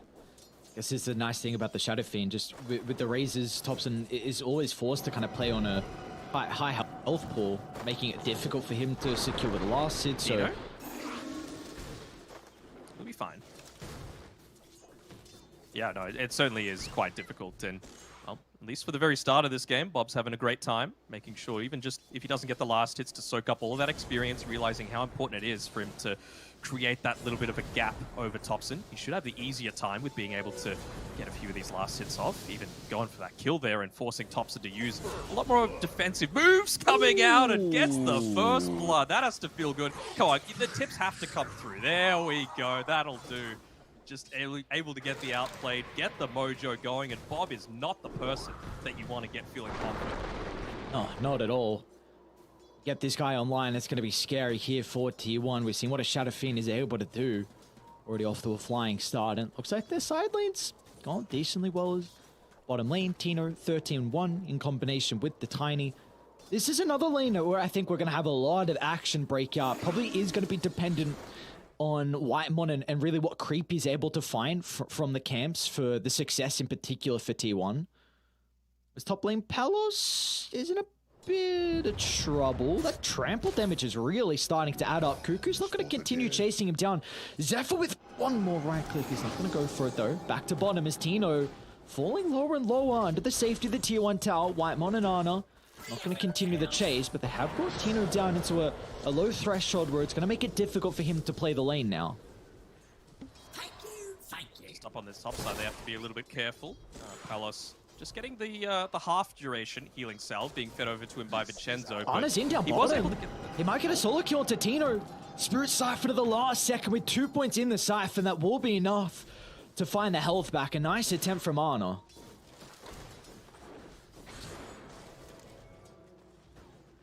So tense, right? A lot of people, like I was saying before, penciling this in as an easy T1 win. It is not that at all. I mean, nearly doubling the last hits and denies in the mid lane as Bob off to a great start. They're going for another dive here, but Tino able to shrug it off for now.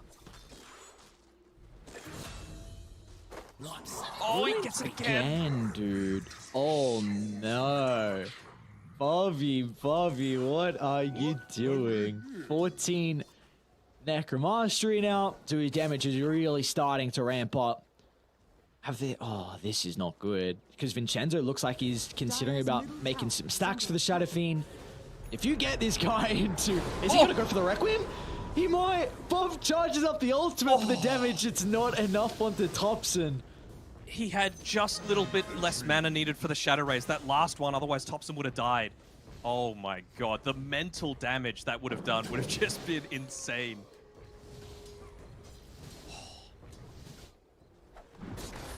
Top side. Palace is a little bit low up here. Zephyr, again, just playing this aggressive style. They're going to Go charge for in. it, but yeah, pops the rot. Palos, can he get out? One more right click from afar. Cuckoo and Zephyr find the swipe. A much needed kill for T1. Despite everything that's happening in this mid lane, though, all the other lanes are going pretty well. I mean, Pudge really sitting towards the bottom end of the net worth. Even Chen almost overtaking him with how aggressive Whitemon's been playing. So he got the, he isn't even going the Bassi. He's just going for that full group up. Again, it's all about the early timings for T1 with this new style of roster. I do like this ward place though from Shanks down by the bottom power rune. It's going to help out the Shadow Fiend from being able to secure some of the runes, but also to scout out Thompson if he looks to fall back to the jungle. Or spawn up top. Thompson picks the regen. He's got Zephyr nearby to be able to chase down Vincenzo. So got to be cautious about Bob. A couple raises still to play with in regards to the mana. Thompson should be able to get out of harm's way. With the regen as well, so he'll be just fine. We've also got this pesky creep coming mid. That Satyr Mindstealer, man, it's the best creep in the game. Like, you just completely ruined the enemy hero's mana pool. And for someone like an SF, who, I mean, he's been doing a great job so far on Bob to be able to bully Thompson out of this lane, it's not going to continue if you just don't have the mana to do it. My thrift rewarded. With all the heroes though leaving the lanes, it puts Tino in a solo matchup versus Honor, and I feel like the Death Prophet's going to be incredibly happy with this.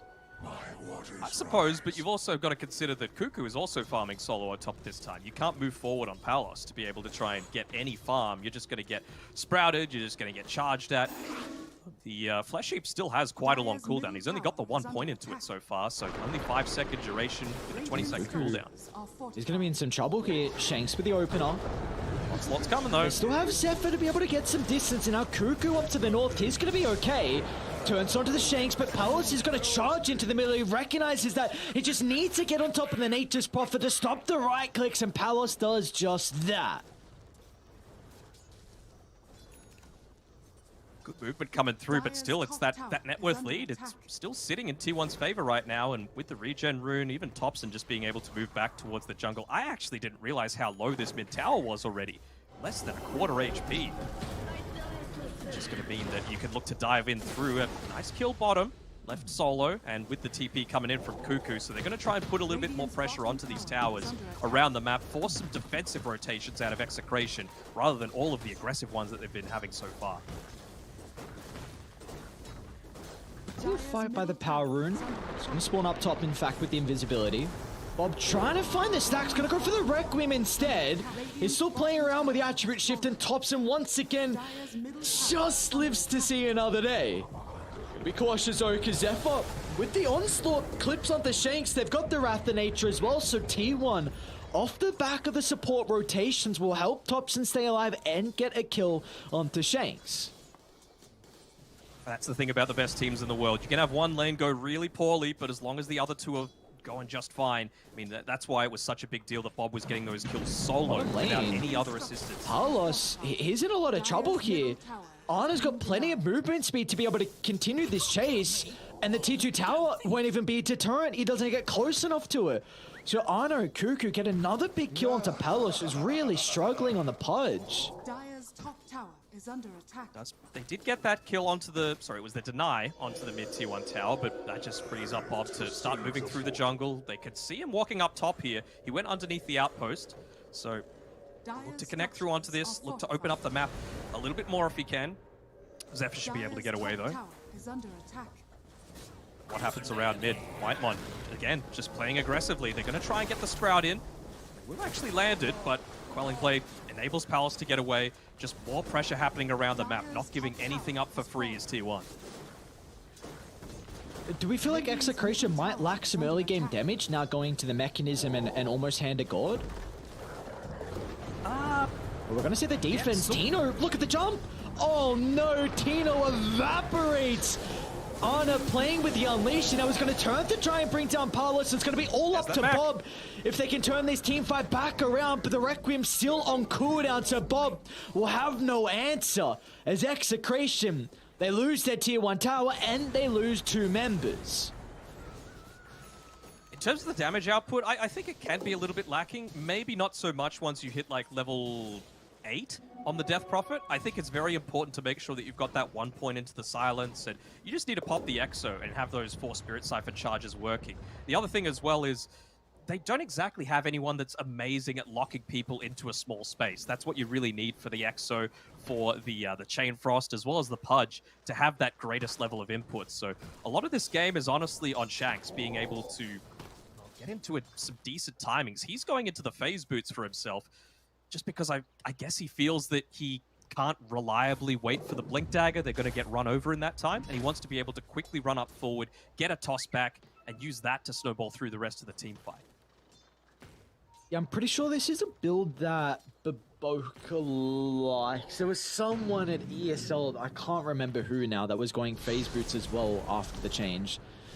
They maybe just felt like the cast range and the toss was a little bit of an issue, so maybe the phase boots movement speed could help out.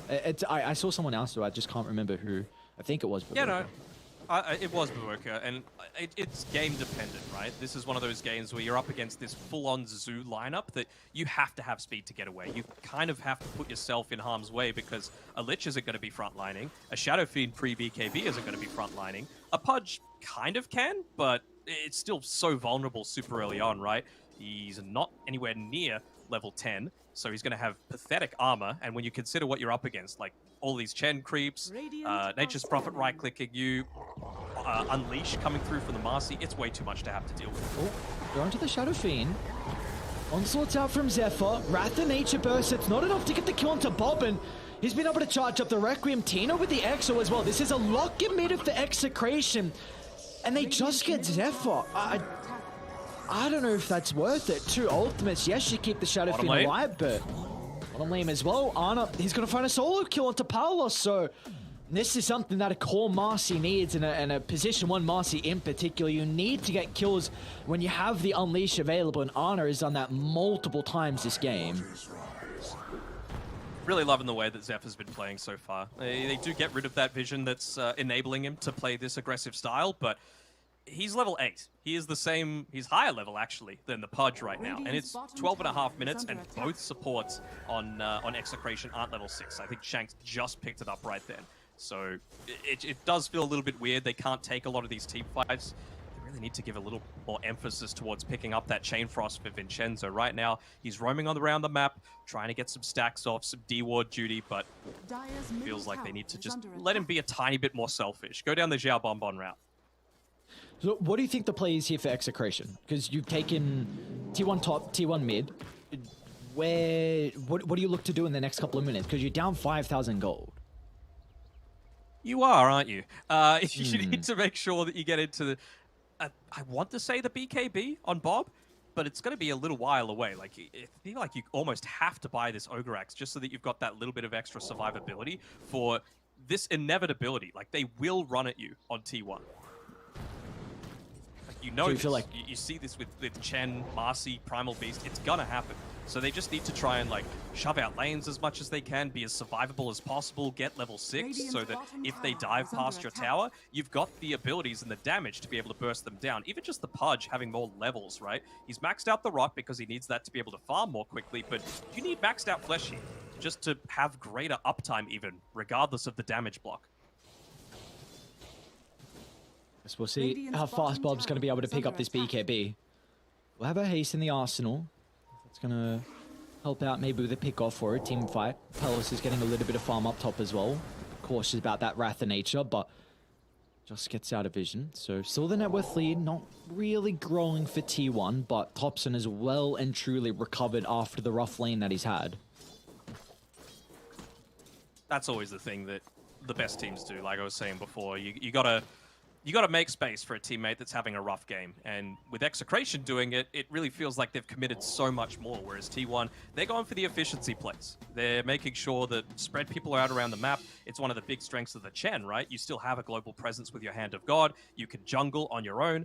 And if someone finds you in the jungle, who cares? It's a Chen. If you're rotating multiple people, then just lost so much. He's aware. He probably jumped in instead. Oh no, he jumped in, and now with the chain frost can bounce back and forth. They'll get the Hand of God for the bonus heal. Now Arno's going to try and turn it around as well. They unleash for the Dispel, and Arno's life still's not enough. They get the kill to the Marcy, but it comes at such a grave cost, as Execration will lose all 3 members in the skirmish party. I believe. Tino, maybe. Alright, they got him. Dobson gets the double. Arno loses his streak, but all of Tier 1 show up huge with the rotation down to bottom. At least this time around, they don't commit absolutely everyone on Execration. Like, yeah, you lose 3 heroes, and it sucks. But Bob, he's farming. He's becoming that really big threat, the damage threat that they're going to need for the fights that are yet to come. Nearly level 12, just probably about the recipe left towards the BKB. That's going to be big. And they've also got the siege creep wave up top, so someone needs to respond to this, and they know that a lot of TPs came down bottom to be able to protect that, to protect Ana previously. So it's really only Nature's Prophet that can look to play up here. I guess Topson can as well, but yeah, eventually it's going to be Cuckoo playing up top here. They might consider Roche pretty shortly here for T1. Wraith Pack just completed for Cuckoo. A lot of damage mitigation. Of course, lifesteal as well, the important thing. You've got the sidekick even to play with as well. So, yeah, I wonder if T1, what they're going to consider. Maybe they are looking for a pickoff and then they can enter Roche, or maybe they feel like they're strong enough just to walk on in. Don't know if they can do it without Morphling, though. You still, I think, need Morphling's damage to be able to get anything here. And good positioning by Vincenzo to bump this smoke. All the Chen creeps revealing absolutely everything. You give your life away, but I was about to say it's worth it. How quickly is he looking to try and connect on Topson? Not really. So I don't think they could do this. They might still go for it, though. And they're pinging it now, but they're kind of in 2 minds about it all. Here we go. We go. Cuckoo TP's in. They see the SF TP back as well. That was really what Cuckoo was wanting. Just realized that SF isn't going to be able to be part of any quick Roche attempt. And actually doing this a little bit faster than I was expecting. Everyone's bottom. They don't know. There we go. There's the Unleash. I was going to say, maybe Ana feels like they're forced to use it, and well, now with the Unleash, it's going down much faster. So T1, with the first Aegis, Jenks and Palos trying to catch out Topson down bottom, but the Spidey senses are tingling, so Topson's back to safety, making sure he doesn't put himself in a compromised position while the team is getting an objective. Some good wards, really showing a lot of that positioning in not really conventional spots. Oh, close. Oh, the creep just walked in the way. God damn it. They are going to reach this timing where they feel a lot more confident to be able to fight, though, on Execration, right? Like, in, I would say, about 4 minutes' time, you can get your Tier 2 neutral items, you can get your Aghanim Scepter on Palos, you can get your Blink Dagger on Shanks, you can get BKB on Death Prophet. Like, it's a lot of stuff coming very shortly. So if they can weather the storm, even wait out this Aegis, and then look to try and make a play, that could be a real turning point for Execration. It's just making sure that you're efficient with your movements, not wasting TPs for, you know, any which person. I feel like you really got to have someone like Vincenzo doing exactly like he is in this mid lane right now. Just shoving out the wave, as even if it's slow with the Frost Shield, anything that's just going to discourage them from constantly running at you, because it means that smokes like these become a whole lot more obvious. I see Tino with the Observe Ward farming in the jungle. Bottom lane as well. Topson shoving out the lanes. This could give them an option to move down and play next to the Morphlin, maybe anticipating a gank or just someone here to shove out the lane. Look at Tino's positioning. This is really Smoke's gonna pop shortly, so they'll see Zephyr. What's the call? They're just gonna TP out. I think the Corey saw Shanks. Yeah, he's gonna reveal his position regardless. No way he makes it out of this. He'll make him work for it at least. is under The attack. adaptive Which is strike the from top Tumbler's to toy, bro. Yeah, I The was gonna bounce. say. Oh, Oh, he'll make it. oh. No Hey. way. I mean, that's is weathering it. the This is storm, the Deno. efficiency, That's what man. you said. Mm-hmm. They Radiant need it. are They're scanning. 100 gold away from the Aghanim Scepter on the Pudge. 700 from Blink Dagger on Tiny. Just a little bit closer towards Tino's BKB himself. He'll have level 12 as well. I think you got to give up this bottom lane. You cannot fight into this. You just don't have the tools to be able to. And T1 Radiant's have bottom everything that they tower want. is They've got under Manta attack. Style, they've got BKBs, they've got Aegis, they've got Mech. It'll be just way too greedy. So push out the other lanes. That's the main goal for Execration right now. Man, they're smoking for this. This is crazy. Under attack. Who do you jump? Kazana and Whitemon playing hand in hand. They're gonna go for Zephyr instead. Not the easiest target to bring down, especially with Whitemon on the outskirts as well. But the Spirit Vessel will apply it.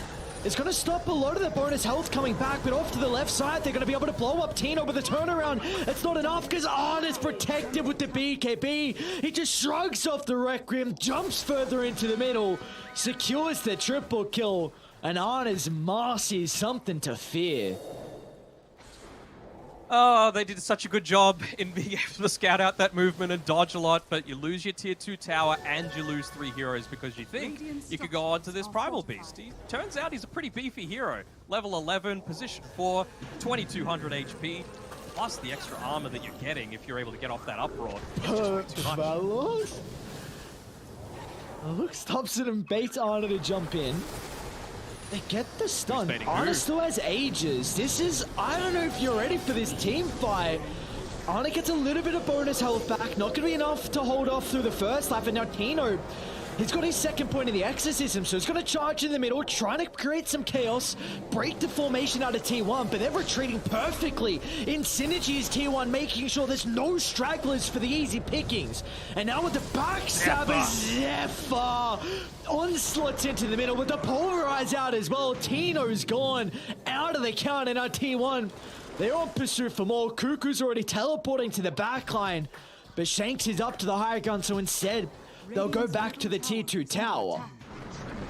Can you tell that I like this aggressive T1? Because I really like it, you know, especially Zephyr. That is the biggest improvement that I'm seeing so far out of their last 6 months, honestly. Like a big change in style, and it's working out wonderfully for them. Still just lacking that little bit of extra damage. They get Cuckoo. They'll be able to break the Dismember instantly. Vincenzo's going to buy some time as well, but Palace is stuck in no man's land. Shanks is able to reveal the Blink Dagger as well. They're going to try and toss him inside the Requiem, but the Attribute Shift keeps Thompson alive, and now Honor is having a free fight. Again, the Marcy is just jumping on forward. Zero cares in the world is Honor. Cuckoo might have to have some cares. Looks like he's able to walk that one off as well. A Witchblade, actually, sorry, the Mage Slayer completed. Magic resistance? I don't know, man. I feel like this is just comes down to a little bit of maturity coming through from Execration. Like they could have easily taken those last 2 team fights if they just had the BKB on the Death Prophet. If they just waited that little bit longer for even a 4-staff on the Lich. Instead, they just ran headfirst in when they weren't ready. They just now have the Blink Dagger as well on Shanks, which certainly does help, especially if you're able to get in onto the backlines, take out the Chen to be able to start a lot of these team fights, or Cuckoo. But, I mean, it just felt like they were way too early with a lot of these responses. So greedy. He wanted that ancient creep. Oh, getting closer to his BKB. Unfortunately, he will be killed off.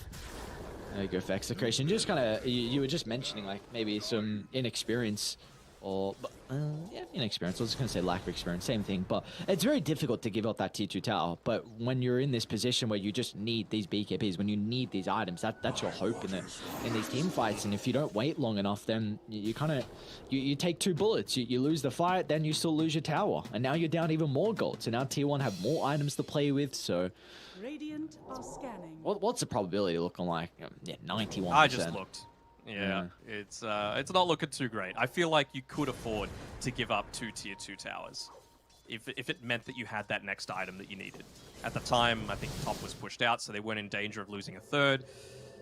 They just lost way too much for free in my eyes. Interesting.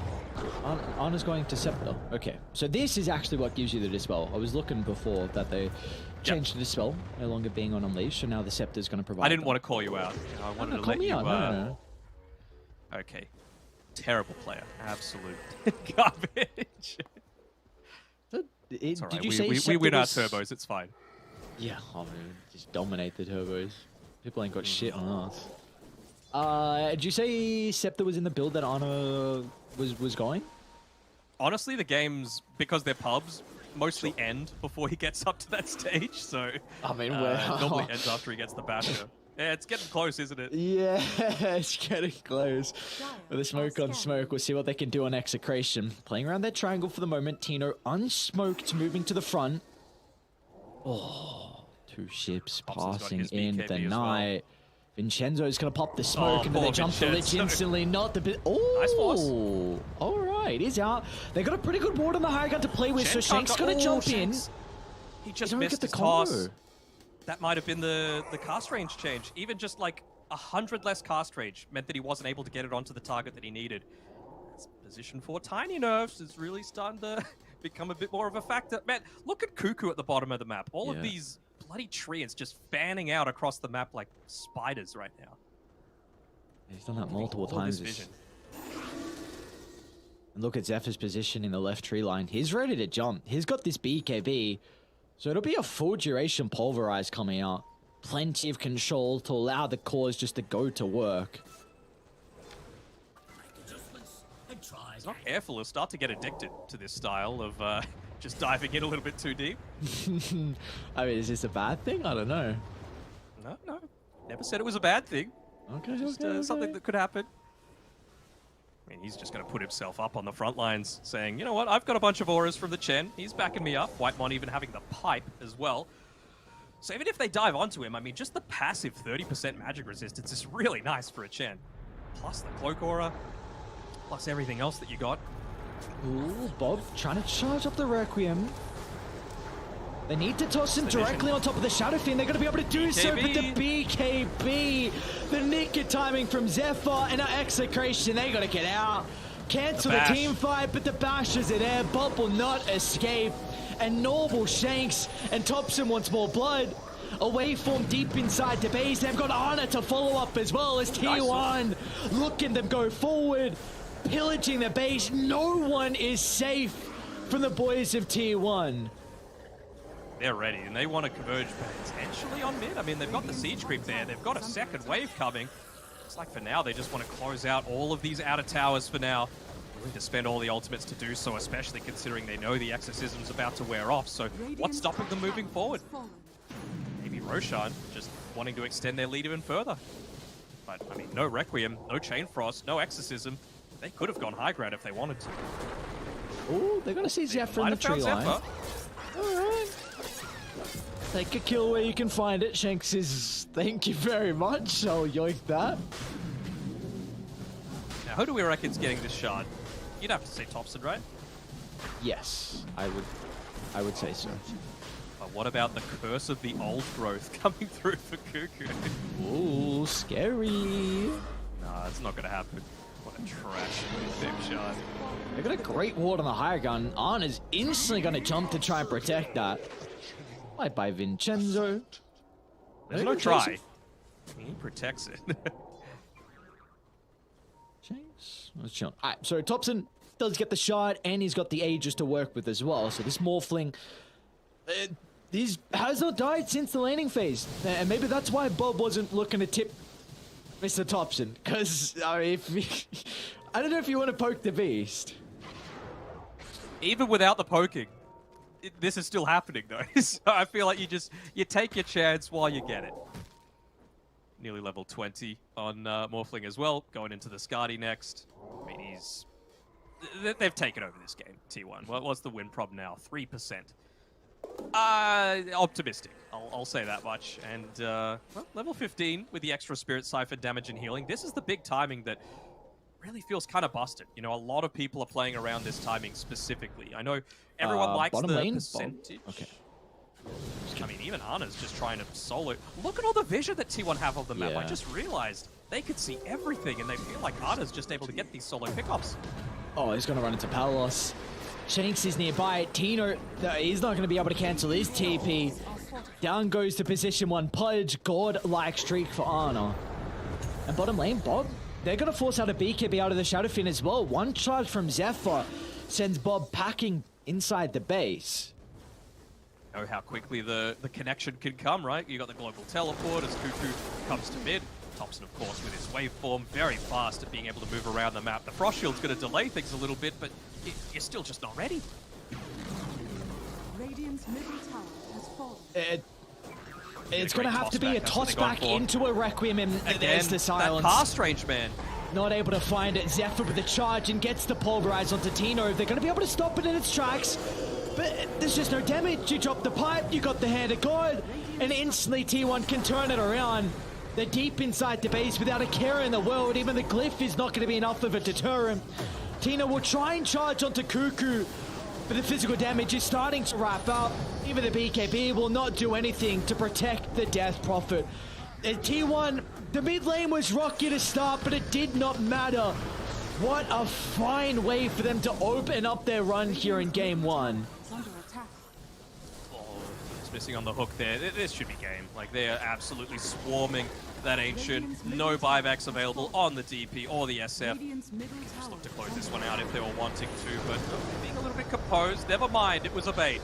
It was a bait. Give me more kills. Let me add to the tally. The G's had dropped. T1 on their debut.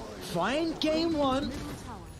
We'll see what they're able to do if they can replicate this performance. But for them, Denok, you really had a lot of questions on how this new T1 it would look. And again, in really particular to the supports. And I was quite impressed with Zephyr on the Primal Beast. Everyone is smiling except for Zephyr right now. He's just like, man, I'm not used to this. It's good, but it's going to take some time. It's exhausting to have to go through a very different style to what you're used to, but I'm sure that he's going to be feeling very happy about that first performance in an official game, playing this, I guess you could call it T1 Dota? Like, is this the new T1 Dota? I mean, Ana, he's of course a full-time member. Thompson, they specifically made sure to say stand-in is the way that they're going to go about playing with him in these TI qualifiers, but even once he potentially departs, we'll see how they go if they make it there or to the last chance qualifiers. Is this going to be the way that they play moving forward? How many lessons can they look to take from a lot of influences from outside their region? Yeah, I think this is scary now because T1 beat a lineup that Execration are very comfortable with. Like we mentioned it multiple times, they've got comfort heroes all through the board, and now it's a question of like what the Execration do in this game too. I feel like Marcy might be considered as a first phase ban. I don't know if you want to let White Mons Chen through as well, considering how effectively they were able to play with it. Like you just saw the damage mitigation, the pipe, the mech, the Hand of God. You went Wraith Pact on the Nature's Prophet as well. Just a lot of sustain for this group up. So what do you think Execration, what do they need to change in this game 2 draft? I think this is one of those games, or series rather, that you might need first pick. Like, you actually want first pick this time around, because there's going to be more than 2 heroes that get let through that are just going to be way too strong for T1. I think Primal Beast is one of them. I think Marcy is another. And I think you need to try and pick up the Chen for yourselves. Yes, it gives them plenty of chances to be able to counter it, but I just feel like you've got the goods if you are looking to back it up with that last pick of the first phase and so on and so forth. Or let them pick the Chen and then pick the direct counters to it. You know, like something has to work, and I feel like getting rid of that flexibility is the way to go. So Primal Beast, Marcy, they're my 1 and 2.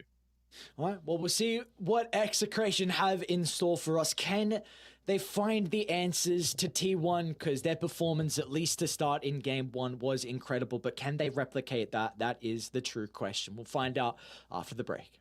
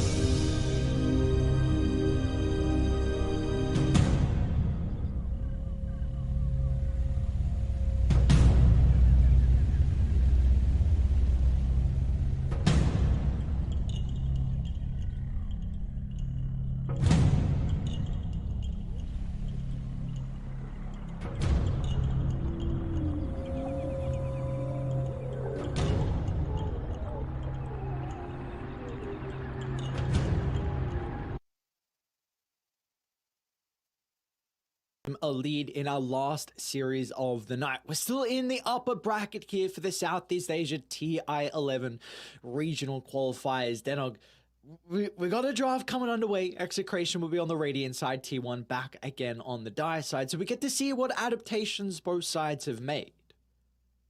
And T1 chose first pick. So, you know, I mentioned how Execration, I feel like they really need it. Well, T1 aren't going to give them that possibility as Topson drinks a unlabeled beverage, you know, a nondescript energy drink. I want to see how Execration are going to look to change this up. I believe they're banning out the Undying.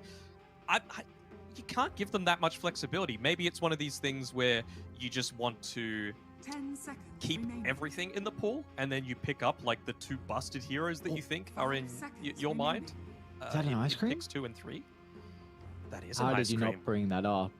White one, my man. That looks like a, what is that, a cornetto? Is that a drumstick? What's Yeah, going on here? Looks like it. I'm gonna My need guy to, is I'm sliding into his always DMs right now. snacking. He is. This guy is so content. Oh, I love this. He is my spirit animal, Radiant okay? team pick. The position 5, he's the support. He always seems to find his farm, pops off. I mean, him and me are so alike, you know? Yeah, crazy life. Definitely, no doubt about it. Yeah, haha, yeah. TI attendee, loves ice cream, that's about it. Plays pos 5. Alright, well, we see a Marcy come through. I'm a little worried. Of course, we saw Anna pop off on it, but you're very capable of playing it both on Zephyr as well as White One. So 10 seconds this is what you don't want to give, especially when, you know, T1, they're going to need to be a little bit more flexible. With they've got first pick, right? They can't finish up the draft with this amazing whiz-bang hero.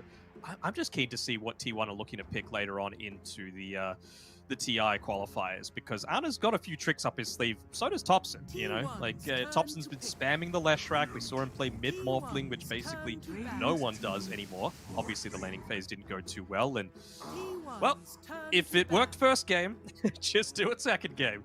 Pick up these 2 quote-unquote cores, but like I was saying, they could just flex them, Radiant so why not? team ban. Before we went live, you mentioned Ana Nyx Assassin, and now you're mentioning that Ana has a couple things up his sleeve. Is there something you need to tell us?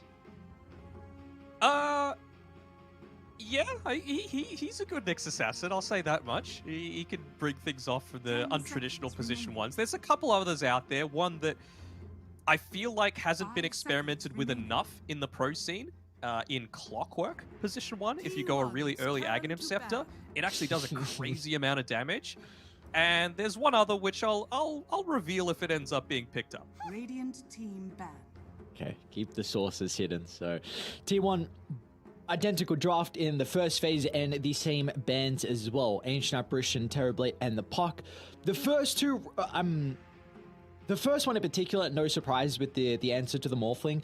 The Terrorblade is interesting, because I thought the Morphling was a decent way to play into TB. I do think it's a little bit different now with the E-Blade build not being viable. That was a big way for you to be able to blow him up, but obviously, I mean, Topson is incredibly comfortable on the Morphling, so it seems like he's worried about this particular matchup, so maybe it's changed a little bit over time to be a bit more TB favored. So that's another one I'm surprised about. I didn't bring it up in game 1 because I thought it was draft specific, but yeah, it looks like he's at least doesn't like playing it into that matchup. Sorry, I'm just staring longingly into Whitemon's eyes as he eats his ice cream right now. I wonder if they're actually going to flex up this Marcy to be in like a position 5 or a position 4 role, just because look at the bans that Execration have gone for this time.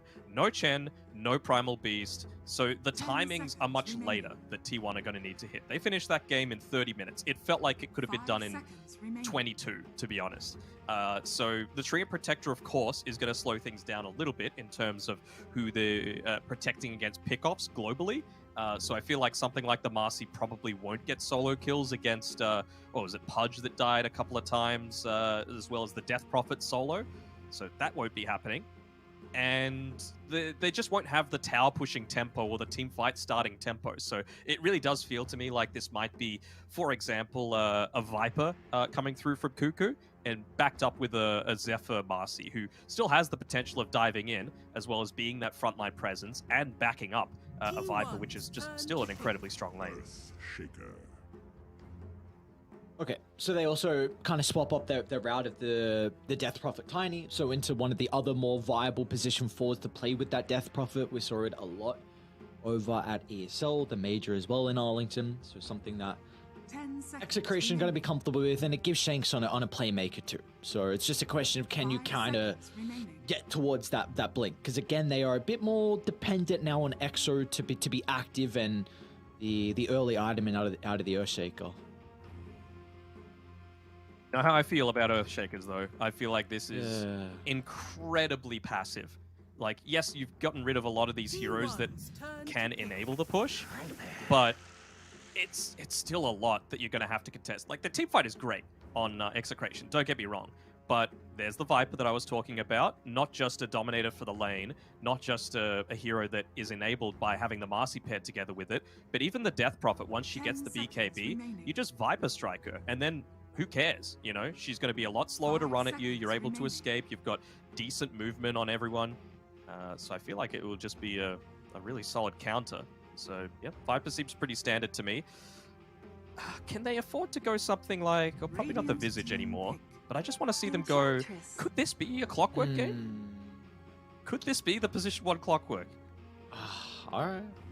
I've got concerns right now that T1 are very single target.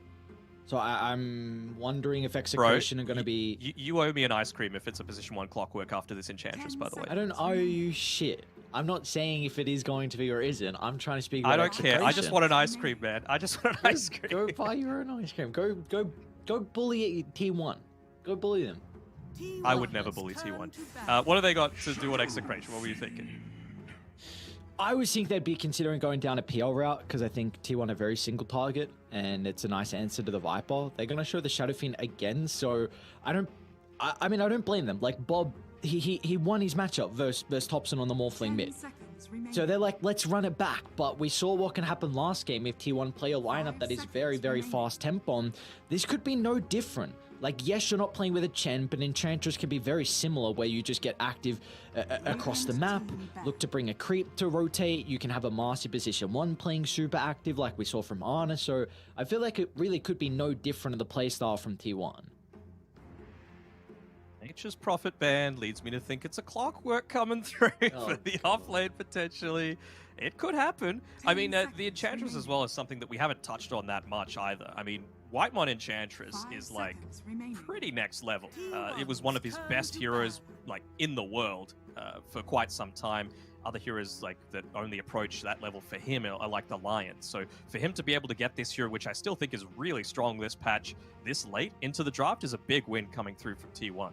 I think they just need to up the tempo even further. Like, you just don't want to wait for this big team fight to truly come online. And even if you go aggressive and Execration wins a team fight off the back of all of these big ultimates, it's going to be early enough into the game that you've got an Enchantress that can push, a Viper that can help push, a Marcy that can help push, and then you can just go again. Like, your respawns are going to be like 20 or 30 seconds, so who cares? Okay, so because we are looking for a 1/4 here for T1. What do I think it's the 1. Okay, so what is a hero that can help push the tempo? Clockwork. Okay, can you list some others then if a clock doesn't get picked up? What can play a Bounty very Hunter. similar? So this is the other thing. All right, so you've just given it away early on. Like, there's no reason why you would say a Bounty Hunter if this is something that Arna doesn't have in his back pocket. So we've got a potential of position 1 Bounty. Okay. I mean, look, even just the Nature's Prophet and the Treant, right? Bounty doesn't do that well. You're very single target focused. So I feel like that's pretty significant. He's being kind of quiet right now, though, Ana. He was actually telling me of the story of back when he was playing with OG. I forget if it was the first iteration or the second or the third. A Pugner instead. Okay, interesting. It does stop the Shadow Fiend from spamming you down. I guess if he's quiet, that means that he's not really... it wouldn't be his hero that was being contested, so it's going to be the position 1 Morphling, you would assume. Or the Marcy, who knows? But basically, when they were doing the drafting, sometimes he would just watch, like, time-lapse videos of stuff decomposing, whether it be like wood or, you know, food or whatever. He would just sit back and be like, oh, that's interesting. So he's just like, that's his contribution to the draft a lot of times. Like, he is a good enough player that you just give him a few words and he says what a lot of people do in like 20. So I think for Execration, you're going to need a Nullify builder as the game goes on. I'm also a little bit scared on if you go for like a true position 1, because you do have a bit more greedier heroes in regards to Shadow Fiend who can scale with the right click. Like DP's going to need a little bit of space. BKB and level 2 and Exo is important. Earthshaker as well needs Blink. So I don't even know if they can go... Pierces magic damage, does damage against the Enchantress, gets rid of the Viper poison attacks. I don't think that's too bad. No, I think everything but the Morphling matchup is fine for the Jog. So yeah, there's nothing in this game that's good against everyone, unfortunately. Exactly. That's a great point. You're never going to get a hero here that's going to be best suited. And so Lycan will be the route they go down, which I really do not mind. They're even going to swap it up as well. It's a Palos Death Prophet. So position 1 DP, Tino's going to be playing the Lycan in the offlane. Something we were mentioning is just the fact that T1, they are very, very single target. Like a big reason of why they went down for the Phantom Lancer to be banned out, the Nature's Prophet to be banned out. So this Lycan is going to prove to be a very, very big issue for T1. It is, but it's an offlane Lycan into an Enchantress lane. So it's not really like you could use the Wolves all that effectively. Enchantress is just going to yoink them straight away. It'd be just as effective into you. So it's not exactly the easiest lane to have to play into. And of course, Earthshaker, very low damage in lane. And if you're not able to play off the back of the Wolves to do a bit of the harassing, I feel like Whitemon is just going to have the freest time possible in bullying these heroes away and making sure that Ana gets a lot of that free farm in the top lane for the Dire. I don't know, dude. Thompson's smiling a little bit too much. You're chuckling a bit too much with this Pugna pick. Of course, another hero that he's just saying, you're not raising me. You're not raising me down this time. I'm just going to plant my Nether Ward and see what happens. I mean, it's a really, really good Pugna matchup into the Shadow Fiend. You got Ana playing the Morphling now, so you see the true flex that T1 are already showing, which is going to be such a scary thing for other teams to face. It doesn't matter if they drop down to the lower bracket, if Execration take this series, or if they move forward to the upper bracket. Just the fact that T1 are now showing that their capability with being able to play multiple heroes in different roles is going to be a drafting nightmare. My other question is, what does Tino actually build this game? Because if you go Helm of the Dominator, you're up against an Enchantress. Like, that's a pretty big window where you need to use that Dom creep to be able to farm, oftentimes on the back of pushing. And I feel like you just need to have the perfect team fights go your way on Execration, where T1 show up to a fight that they probably shouldn't, and then off the back of the Exorcism, you take a tower, you know? And that opens up the map where you're able to farm a couple of more camps, which gets you a Helm of the Overlord timing, and then until you're level 20 on the Enchantress, then you don't really care about the enchant quite so much. But there's going to be that big, like, probably like a 10, 15-minute window where you're just able to do whatever the hell you want into the Helm of the Dominator before you get that Overlord. That's probably too big of a window. 5 minutes.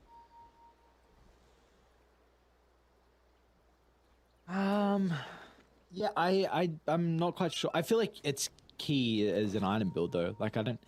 Can you ever see the Lycan defer from the Overlord? Shocking. Not really. I mean, what other options have we had since Necrobook was removed? I've seen the occasional Desolator if they really wanted to up the tempo a little bit, go Presence Aura Effect buildings at level 15, especially considering you're into a Pugna, so maybe you don't want the Shadow Raise damage because you want to be much more of a right-clicking style on this SF. I'm just spitballing here. The battle Yeah, begins. no, I get it. I'm with the spitballing. I don't know, like a Wraith Pact into a Deso like you mentioned. We'll see. I do think Wraith Pact is going to be... the Overlord is pretty core, especially in a game like this. But like you mentioned, there's going to be a very, very awkward timing here for Tino with how that Helm Dom is going to be affected. And even as the game goes on, like Enchantress will have that level 20 talent if she wants to go down that route. So, well, yeah, we'll see what the play is going to be out of Tino. I do think this is a lane that they should be pretty comfortable on. We'll keep tabs on mid, though, because this is really... We had a lot of back and forth. Bob getting those 2 solo kills prior, but this is going to be a completely different matchup against the Pugna. Are playing around not the greatest amount of HP, so kind of sharing that in common with the Morphling from what we saw previously. Thompson, though, already able to get more CS in the first 2 waves than he did previously. One thing that is a little unfortunate for Execration is that they don't have the greatest heroes to be able to take advantage of this new Lycan change, where Howl is now global if you use it during nighttime.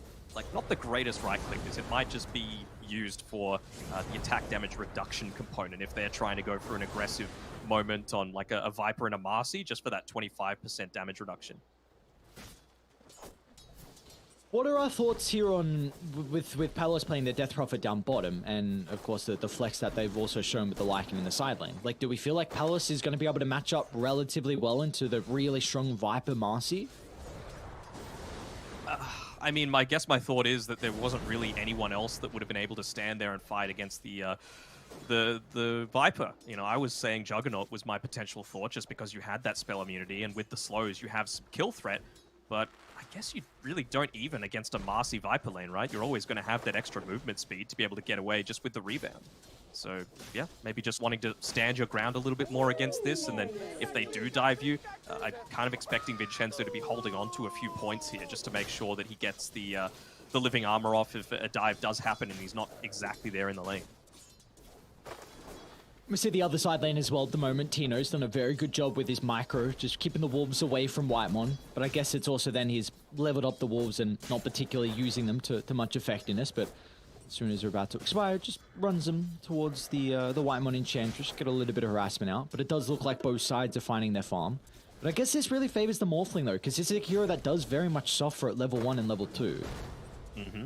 And like I was saying before, Shaker pretty terrible in the laning stage, unless you've got like other stuns or other amount of burst damage to be able to take advantage of someone that's blocked off from the Fissure. Whitemon doesn't care. He's an Enchantress. Like, he just needs to keep ferrying him out, little bits of regen. He's gone full harass mode with his Fairy Fires and multiple Iron Branches.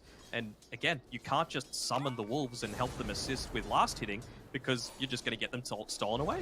Mid lane, Bob, is he going to go for these Thompson? Oh no! Another solo kill from Bob. Couple of mangoes pop, he just charged in. It gives him the outplayed voice line once again. Well, we saw how that worked last time, so I'm not sure if you want to be dropping it so quickly. Bob, he's going to go all the way back to base, pick up the boots of speed and a Windlace just to make sure he's able to connect on through. Vincenzo's doing a really good job to put some pressure onto Cuckoo to try and zone him away from the Death Prophet, but Cuckoo plays a distance, makes sure the poison attack continues to stack up, and now Zephyr's also hunting Vincenzo on the tree line, so T1, they're going to find a double kill for Cuckoo down bottom. It's a pretty easy lane. Like, there's not that much that a Treant Protector could do into this, and I mean, this is a combo that was being run very consistently all for the past, like, oh no, Denok, he just TP'd back. Palos just TP'd back into the lane. You can't feed over another kill. Zephyr's not going to disjoint the Spirit Siphon until Vincenzo shows up. But the damage has been dealt. Palos doesn't have the resources now until the Self given over to play this lane. It does feel like you need that 1 point in the living armor. It's real value coming through. That's a T2 tower! Oh my god, thanks to Shanks, that Fissure, just to allow the Shadow Fiend to go onto the tower. And he's getting a bit more vocal this time. I didn't see the double outplayed in game 1. True, coming through. I mean, even when Thompson respawns, he's going to have 5 seconds until he can actually TP there. So he's lost a fair few of these creeps to both the tower as well as the creep wave. By the time Bob's able to TP back, he hasn't really lost anything. So once again, some really nice mid play coming through for Bob. Are you surprised that Thompson doesn't have a point in the Nether Ward? A little bit, yeah. I feel like 1 point's still pretty value coming through. Bottom lane, another attempt onto Vincenzo, with the Treant Protector being completely isolated from any trees. Cuckoo and Zephyr can chase him down, and the fact that they're giving Cuckoo such a strong start can really enable Zephyr to start making some rotations. Thompson even having to go for the Windlace just to get that little bit of extra movement speed. He's very speedy naturally as a Pugner, but so is an SF. So, actually, Whitemon, he might be in a bit of danger here. Trying to disrupt that a little bit, but ends up paying with his life. And now you got level 6 on Bob to have to deal with, although doesn't have the Requiem leveled up just yet, waiting for the ideal time to be able to do it. I suppose with the Nether Ward, it doesn't really reduce the magic damage anymore, but I feel like with that first blood, it was so close to being able to get the kill onto the Shadow Fiend with just the damage component that it would have been well worth it. Instead, they're Lane going to go for a jump in kill from with a full Zephyr. rotation. Oh, This is the Bobby ran stun. back in. He's got the Requiem leveled up. He's going to try and charge up the ultimate and set up for the raise combo. As Bob says, no, he's still going to be a little bit cautious here. Trying to secure one of the power runes. It is going to spawn down bottom. The fissure as well to hold Thompson into place, but Bob's got some issues in regards to the cooldowns. The one that's happiest about this, though, is Palos. Like, he has finally been left alone on this bottom side. Vincenzo, he's positioning himself a lot more aggressively. Looking to try and scout him away. They see the fact that Marcy's coming back to the lanes, so Palos, he needs to get out a lot more quickly than this. He might be playing with his life. It looks like that's going to be the case. Beautifully done from Cuckoo. Disjoints the Spirit Siphon. Zephyr's going to hold his on. But as long as they keep the poison attack stacking up, and Cuckoo will do just that. Dominating streak for the Viper. I'm not sure if that's miscommunication or just underestimating the speed that Marcy is able to quickly connect through to the rest of the team. Like, he saw, Trio Protector gave vision of the fact that Marcy was coming back into that fight and wasn't fast enough to back off. It lane again. All of this free net worth. Ooh, it's a lot of damage, man. If Bob gets a triple raise combo, anyone dies under that. Thompson's still playing fearless, though. It wouldn't be Thompson if he wasn't playing like this, though. Maxed out the Nether Blast, trying to get some damage in onto the tower. I suppose, well, never mind. Don't play too fearless, sir. Long raise on cooldown. Got Whitemon nearby him. Now he's going to turn it around. I think maybe he was trying to say, use the Wild Wing Ripper, get the push back into my Nether Blast. Can they look to get it? They might even be able to scout out Shanks here with the Wild Wing Ripper. There we go, gives the vision, gets the pushback, gets the body block. Great team play coming through there. Is it going to be enough, though? One more right click. Yeah, they'll find it. Meanwhile, top lane, Ana gets a solo kill onto Tino's liking. So he, once again, is off to an incredible start. I feel like it's... I don't want to call it selfish, but this is what I was talking about Shadowfiend's in some trouble as well. Mid lane, Thompson gets the kill, gets a region. Is sitting pretty in the resources, and our tier 1 tower is going to be in trouble. It's only going to take a lot of harassment. Getting the kill off there onto the courier. Whitemon, he's just being a menace, standing in the way. Going to try and harass him down a little bit. The tornado, I don't think is going to be able to slow him down enough, but Zephyr definitely will. Tosses it back, gets some additional damage through Vincenzo. The tanky Trio Protector will end up going down. All the while, mid-tower, it's being harassed too. They can kill Bob again. He is in trouble. Jenks has got great position, but they know that he TP'd back in. They can go now. Tower's dead. There's nothing to really prevent T1. Zephyr's making sure not to immediately reveal himself, but they should see his courier coming through, so Bob wisely enough backs off. What I was saying before was, with the way that Tino has built this Lycan, I don't like the fact that he hasn't got a single point in the Howl. I think you need 1 point in it just to make sure that bottom lane is a little bit easier. The 8 seconds of 25% attack damage reduction is actually enormous. Tino will charge up the shapeshift. Shanks has just been able to juke back into the T1 tower, so Wymon's going to look for a TP out. But the fissure is back off cooldown for Shanks. Now, meanwhile, Bob's in a little bit of trouble. Zephyr and Thompson do an incredible job. This duo playing together from game 1 into game 2. We see how difficult it is for Execration now to deal with. And Shadowfiend not having a tier 1 tower to protect him. I've got big concerns now for how Bob's going to be able to play the next couple of minutes. Because we see what happens. Like, if he shows to a lane, Thompson just a couple of spells out, and now Bob, he can't CS. Cuckoo's not used to this at all. He's used to being targeted a lot of the time, and now he's saying, what? I've just got a completely free lane? Give it to me by my Marcy? All the attention's elsewhere? I love it. Of course, Ana, with that solo kill up top, means that they've always got that in the back of their mind on Execration too. They want to take this tower. They need to open up the map a little bit. Will Thompson look to make the rotation? He's got the DD rune bottled, and here we go. He's coming in right on top of Tino. He's just going to buy them some time. Thompson's on the south side of the fissure wall, so we can still move on 4 for more. Bob's even going to consider about rotating as well, but the triple raises will answer the initial trade from Execration in tier 1, but they've still got to be cautious though with Thompson nearby. The force to be reckoned with, but they do have a really good ward for Radiant to play with. It's going to scout up the position for the Pugna, so Bob tries to charge up the Requiem, but again, It's going to be up to the summons from the Enchantress. Whiteman scouting out Bob in the tree line. An easy kill. And now they can look for more. But Zephyr, a little bit isolated from the team. He's got Thompson to the north. He's going to look to try and zuck away the life of the Lycan. And with Ana waveforming forward as well. But Ana's going to be cautious for the moment. Has the attribute shift to play with, and damage will be lacking from Execration.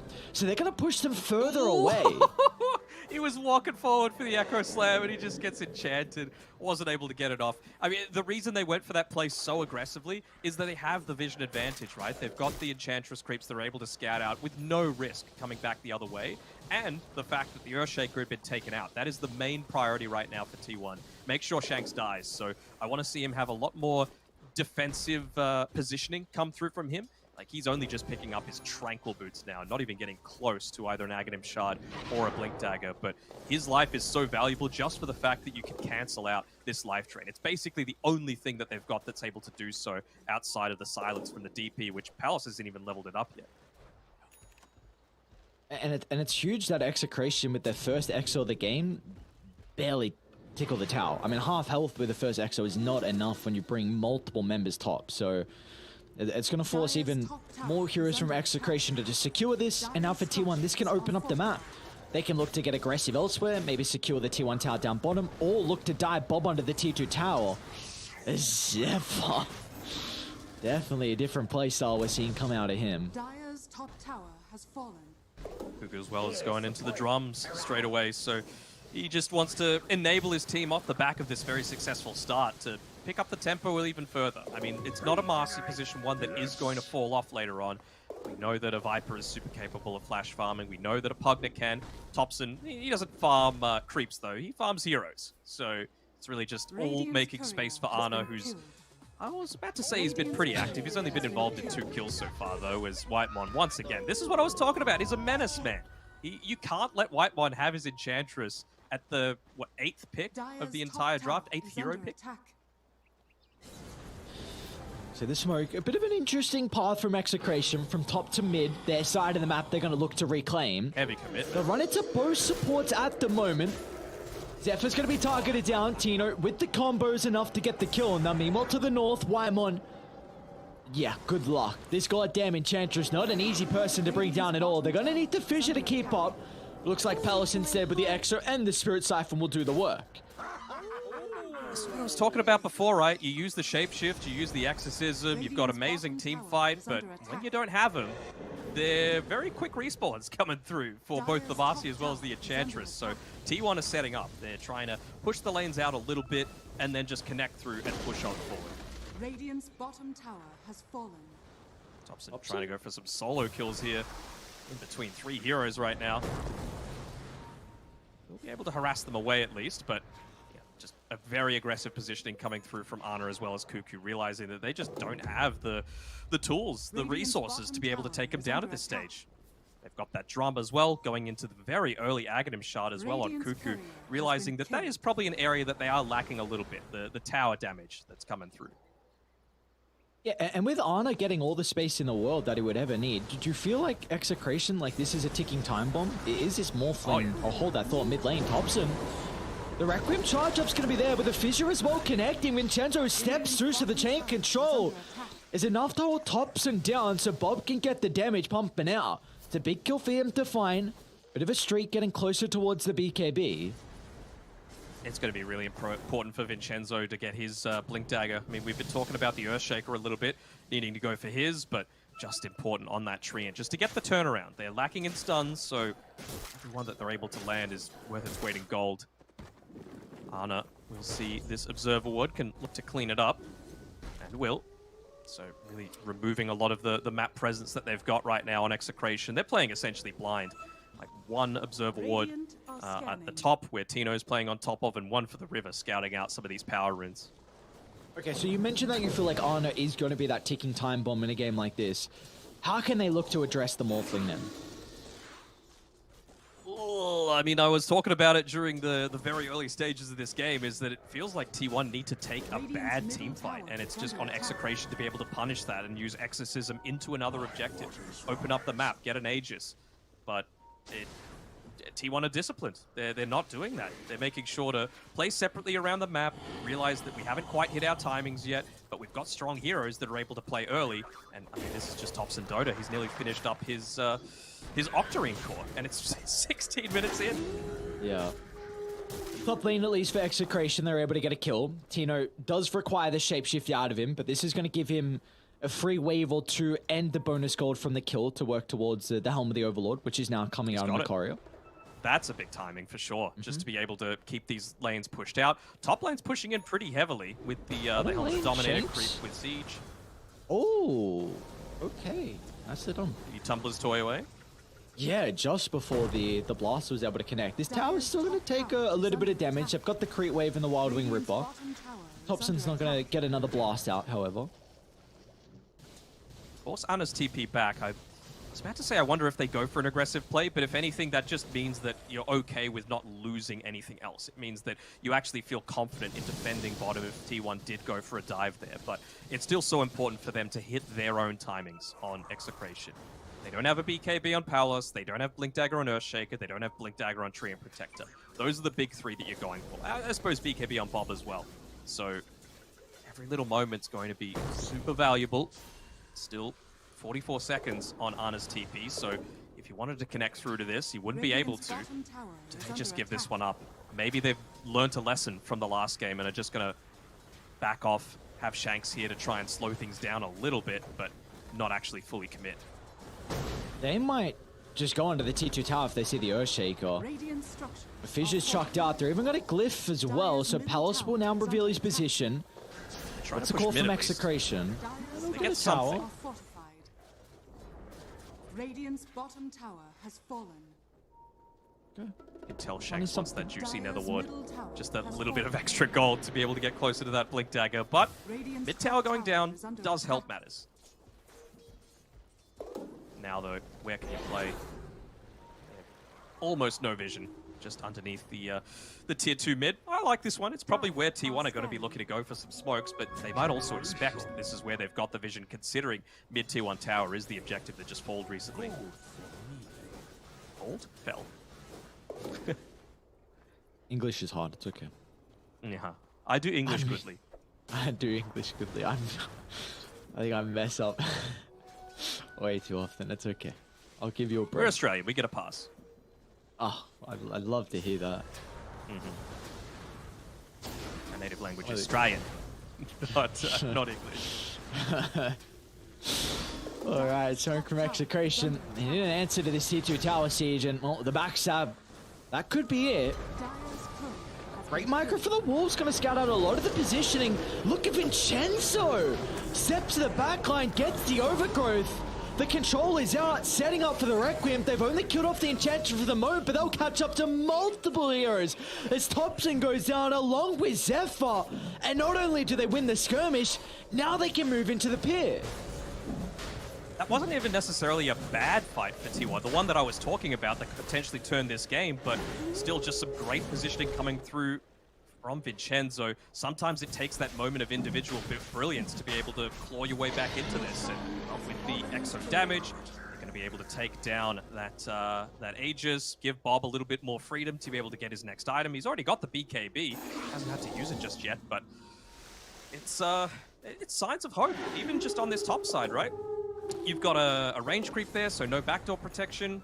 Zephyr's doing his best to try and clear this one out, but it's some more damage, and they used the glyph for the tier 1 tower mid previously, so you're not going to have that multi-shot available. Get the creep! Get the creep! Easy. Oh, we got kills across the map. I'm watching that. I'm watching the Helm of the Overlord go down. You're watching creep gaming. I mean, plus 200 gold. Not as much as I guess what Vincenzo gave, so probably got to keep tabs on the Train Protector. Did die to Cuckoo, getting him closer towards his BKB. He's already got one component completed. Ugh. Thompson's got a arcane rune for himself now, so that feels good. Another Zephyr dying solo is kind of a big deal. I mean, Bob, I like the way that he's playing up here. I want to have one more person playing a little bit closer to him. Of course, Shanks just acting as a little bit of backup right now, but you got to put more pressure onto this tier 2 tower. He's got the Aegis to play around, he's got the BKB, He's going to try and take this tower. And Palace, his job right now is just stall. Stall out the game. Make sure that you can get a tower or get an objective while T1 don't get anything. But they're pretty far ahead. It only says 2k, but their timings are right now on T1. And Thompson, with all of that cast range, is just able to siege from the tree line.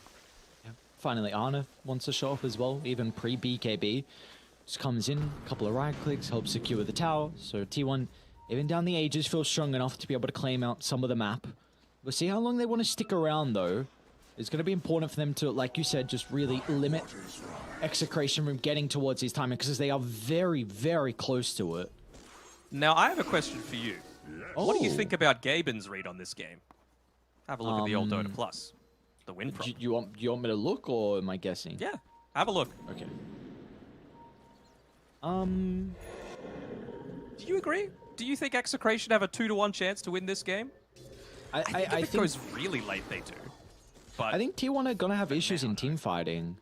I do feel like this is a lineup that kind of needs to be doing what they are, like hitting their timings and running through a lot of the early skirmishes. But like Radiant do have big advantages in 5-on-5 fights, and I think that's going to be highlighted even more as the game goes on. Doing a pretty good job of shoving out these lanes. Smoke from BKBs on your important targets. Good hop, great position for the Pugner. Gets out under the cover of the Glimmer Cape. So they will not be able to see his positioning, but Execration is still pushing on forward for more. Gonna try and claim some of the map, seeing if anyone's home by the triangle. Do they see Cuckoo? That's the better question. He's playing around this bottom tier 1 tower. They do now. Feels kind of a... Yeah, there we go. Might be able to get a quick pick off onto him depending on the vision coming through from T1, which is pretty just non-existent on this bottom half of the map. Can they do it? Can they claw their way back into this series? They've had a pretty decent start, and at least they claim back their outpost as well, so a bit of experience going back their way. And what do you think about this top outpost as well? They moved the outpost up a little bit, but now it's off the Aegis. It's not right on top of it. Hang on, what? Off the Aegis? Yeah, you see the thing on the ground underneath the outpost? Yeah. Is it it's off a little it? bit too high for me, yeah. Oh my god, shut up. Tower's being pushed in on the top side. Oh. It's a decent just ghost push coming through. I mean, you've got the Manta style on Arna's Morphling now, so it'll require a little bit more attention to be given over, but it's just T1 maintaining that map control. Wait, what? On my map, it's off the Aegis. Yeah, but on no, what the viewers see. What do you see? I see the same. It looks fine to me. I don't know. Oh. You're complaining. Understandable though. Screenshot later. No, I trust you. It's fine. Well, mid lane. Aegis still for 30 seconds. They gotta be cautious. Smoke's gonna pop instantly. No one pops detection. Oh, they're just running forward. Bob gets the Requiem. He's gonna try and target down Thompson, but there's no follow-up. Finally, efficient, but where's the damage? Thompson's fine, and Arna shows up. Away from him with no hesitation. As Execration, they've got to get out. They messed up the start of the fight. They committed too heavily and didn't find any kills. Very heavy commitment, but without your Death Prophet. Death Prophet is the sustained damage that you've got in a lot of these fights, and it's what creates space for someone like the Earthshaker to come in with that big Echo Slam, for you to get the big Blink Overgrowth response as well to some of the BKBs that they've got on T1's side. So the fact that they weren't able to land that, the fact that you were forced to go in first and just get a solo Overgrowth onto a Pugner who was already Glimmer Caped, is not so ideal. There we go, on the high ground. Tino has the TP potential to be able to get back. He's going into the Nullifier that we were talking about towards the end of the draft as a potential response to this Pugner.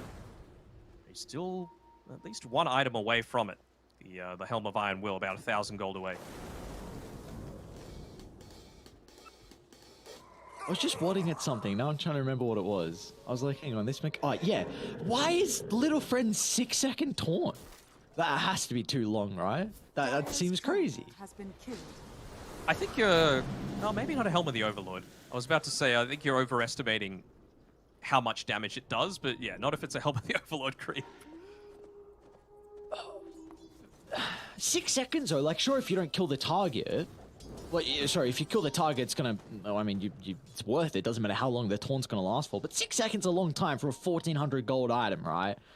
Yep. Like, is this not like core in every game now? I feel like this is nuts. Any game that has some kind of creep, you know, Eidolons or Okay, sure. Beastmasters. If it's not, like, jungle creeps really don't do that much. Lane creeps don't do that much. It's actually Execration on the offensive for once. Jump in. Onto Bob. They're going to try and pull him off. They might be able to do so before the BKB. Bob's out. Thompson gives him a tip as well. He'll get him back for the laning stage. Now with the rest of Execration, they're hanging around Ana. Ana's going to be cautious. Shanks is in with the combination. The chain control needs to be perfect, and it is. Execration hit back. They stick around. There we go.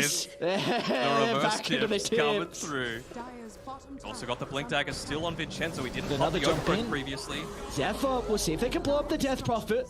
Palos is pretty beefy with the hood activated. Has everyone popped BKBs already? Yeah, Marcy I'm doesn't on. have hers. Charging have to the his. middle. T2's gone, so they don't really have a formation to play with.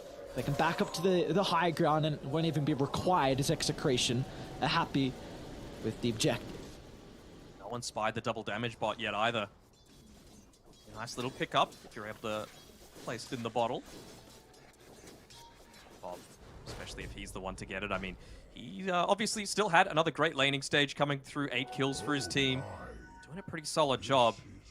Not necessarily scaling in levels though, that's the big area where he's falling behind a little bit, and he actually did go the Presence Aura effects buildings that I was talking about before, so really wanting to take any little team fight victory and get more than expected off the back of it. There we go, they're going to be pinging out that double damage rune. Bob starts making his way over. Oh, interesting. Shanks is holding the Tumbles toy at the moment. Seen a lot of the Earthshakers play with that, the Eye of the Vizier. That extra cast range is incredible. I mean, we see often it's kind of the max mana is not incredible. It's not Shaker nice, doesn't have a lot to but play with, bro. The fissure from afar is... Bro, I think you're forgetting Hang on, that Tumblr's toy gives 200 mana. So he's going to be in 625, minus 20% of that. You've got like 500 mana. That's not a lot. I'm saying this, we saw Slardin prioritize Eye of the Vizier, and he looked incredible on the Earthshaker. So all I'm saying is, like, you know, I saw him use it. I'm like, all right, he looked pretty good on it. He's one of the ones that's allowed to play it, though. Yeah, so, he's part of an exclusive list. So what, should we not then be saying, like, okay, if Shanks doesn't have the Eye of the Vizier, someone on the exclusive list is using it? He's been playing it all right. He's going to need some, like, game-winning plays to get onto the true list of allowed to play Earthshaker. So far, as like you said, he's playing all right. We'll see if he's able to continue that, but the damage that they can pump in, all they need on Execration is just a control. That is the main thing. Bob with the double damage rune, almost level 18. Palos, going to be a little bit more dependent on the levels. Really, level 18 is a nice timing key for the Death Prophet, having that last and final point in the Exo. But it definitely feels like, even though there's a 5,000 net worth lead for T1, like, they really do have to pay some respect into Execration's lineup. Like, this is a team that will thrive in these team fight scenarios. So I was talking about how I didn't like the lack of usage of it in the laning phase, just to be able to help out particularly Palace and bot lane. But Hal being leveled up now and just constantly sending his creeps and his wolves to be able to push out these lanes means that you've actually freed up a big amount of time for Bob as well as Palace to be able to farm up their next item. I really want to see Palace in particular just get into that plate mail if he can afford it. He's holding on to a lot of gold right now, and I'm not sure how valuable a Dust or a Windlace is going to be relative to something else. 5 seconds left on that Roche timer. This is big. So can they find the backline? Can they get the vision down? This is a big Wolf wraparound. scouting out isn't out of the ordinary. They see Ana. They see Ana. They're going to get the fissure, but instead they'll turn to Marcy. An instant pick-off. But Execration, you need more out of this. You pop the shapeshift for it. Tino's going to charge him. Nullify's there. The threat of the overgrowth, but Vincenzo doesn't cast it. So Ana just waveforms in, gets rid of the Tree Protector, and now they've got a sentry as well to Bob's location. They're trying to force out an early use of the BKB, but Bob will be able to reposition. But T1, they weathered the storm. They wasted out the shapeshift. They wasted out the double damage rune as well on Bob. They've been using the Ogre Bruiser the entire time to see that they've got this... Look at the charge up, the smoke. Is T1 trying into the higher ground, but Execration, they'll back off. Or Granite Golem, giving his life up for the cause, and Well, maybe now they'll feel like it's easy enough to go into this Roche pit. You do have the wolf here scouting things out a little bit. Gotta get it out of the poison. No. Know everything. Gotta get it out. Oh, there we go. Sentry ward gets dropped down, so there's not going to be any kind of Aegis deny coming through here. Might be the full team coming through though, Thompson, especially if he gets hit first. Charge up the Requiem from afar. Thompson, they just clip on the fear. They're going to try and blow up the Pugna, but the damage is not there at the moment. Thompson's protected. The Decrypt out to the north side, and our Bob is getting chased out, but a turn into the crit. They'll kill off the Marcy, but the Go buying some time, but no Shanks. He misses on the Echo Slam. They needed that ultimate, and our T1, they can charge on forward, targeting down Tino with a Lycan. They'll secure the easy kill. Turning to Palos next is going to be Ana. Fisher's still on cooldown for the Morphling replicate, so they will not be able to catch up. It's the power of the Nether Ward, my man. That dealt damage to Shanks when he used the enchant totem there just to try and set up for that little bit of extra stun to go in for the Echo Slam, and meant that he didn't actually have the blink available. So just little things like that. It's the power of the Pugna, right? All this passive damage, disabling BKBs and turning your own strengths against them. Now you got to go up into a second life on Ana's Morphling. Level 20 with the waveform attacks, and he's got the Ag Shard that... Pugna and Marcy still need it. Oh, yeah, okay, sorry, he already has his Shard, so yeah, send it back on the corridor.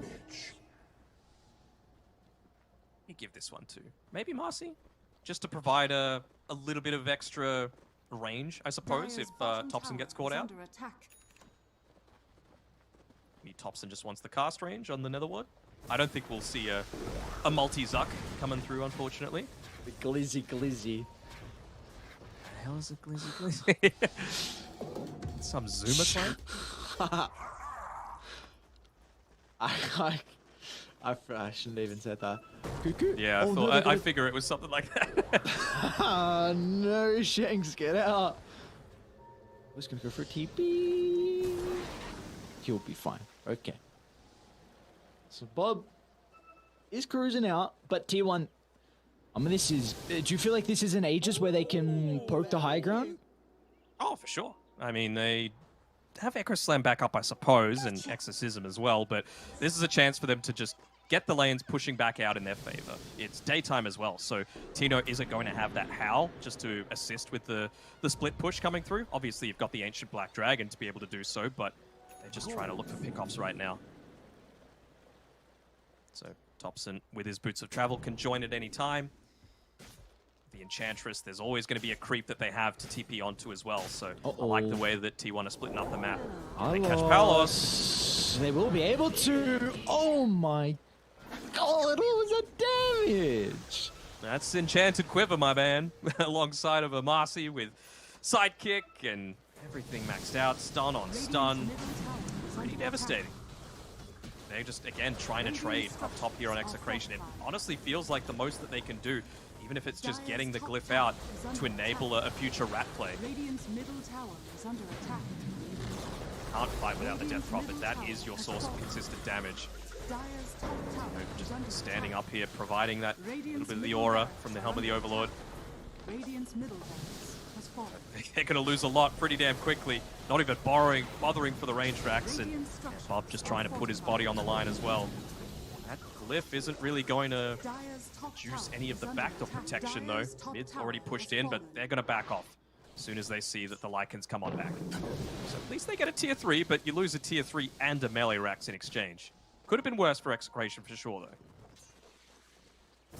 Definitely could have been worse, but we just see how difficult it is for them.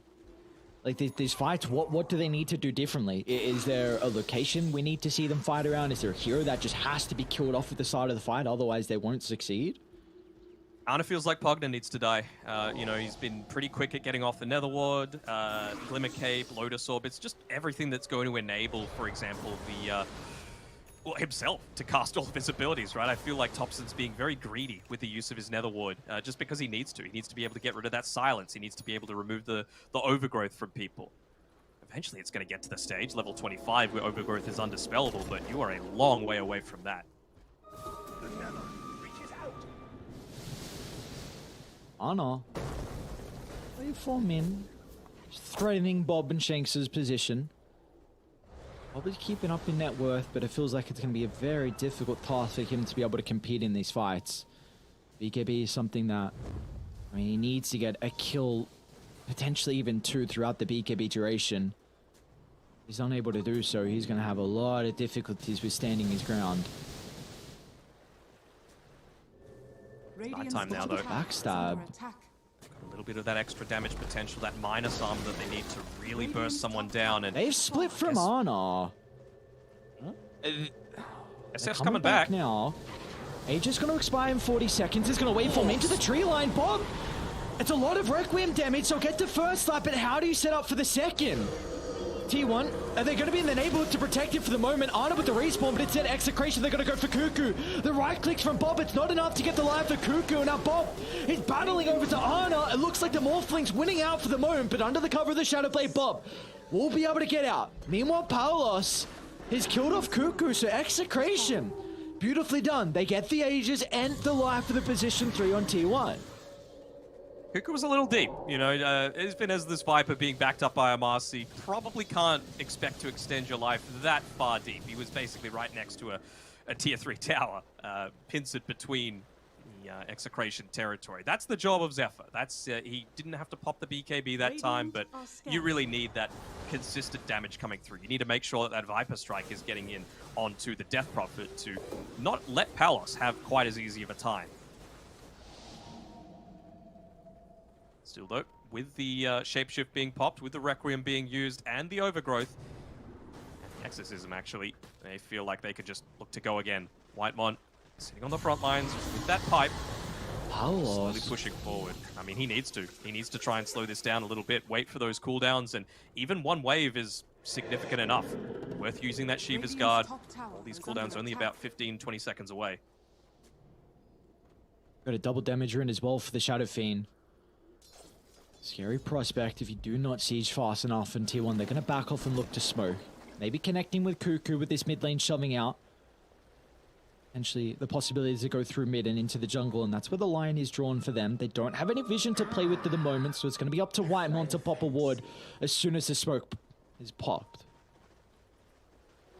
Bob's got pretty significant damage now. I mean, he's got the crit damage and the fear from the Necromastery. He's got the Silver Edge picked up. Some solid right-click coming through there. +3 damage per soul as well. They know what's coming, though. Walking underneath the outpost, flaming it. So they're going to need to back off entirely. Ooh, Vincenzo might need to TP immediately, and he does. So again, it's just getting into those items, you know. Small items are going to do a lot for Execration and their capabilities of defending this high ground.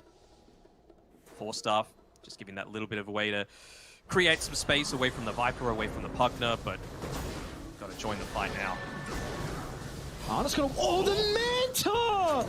No, no, no! Ana, what have you done to them? Oh, there was the DD popped as well. They dropped everything to try and blow him up. Some people, I don't understand how freaking good they are at Dota. Holy shit. Yeah, that's pretty next level plays going through there from Ana. Just able to land that at a moment's notice. I mean, this is TI Grand Finals Ember Spirit level play. Wait. Oh no, Thompson's even got a Lincoln's now. Good luck going through him. You said that was really the target that Execration had to try and blow up. Thompson is providing them so much in the team fights. Getting rid of that Nether Ward and his overall damage and sustain is going to be important, but now that he has this extra defensive item to play with, it's going to make it that much more difficult for Execration. Oh, he's even got a timeless relic from the Nullifier too. Like, Lycan has nothing else that's going to be able to proc it, so it's going to hit the Lincoln Sphere, and then you've still actually got the Decrepify for yourself. Maybe Lycan, you're of course, purely physical. Forced to have the Icefire bomb like he does at the moment, maybe with the Shaman, just to kind of get through the Lincolns. They got any good neutral items for it? If they get the Witchbane, they can use it for that purpose.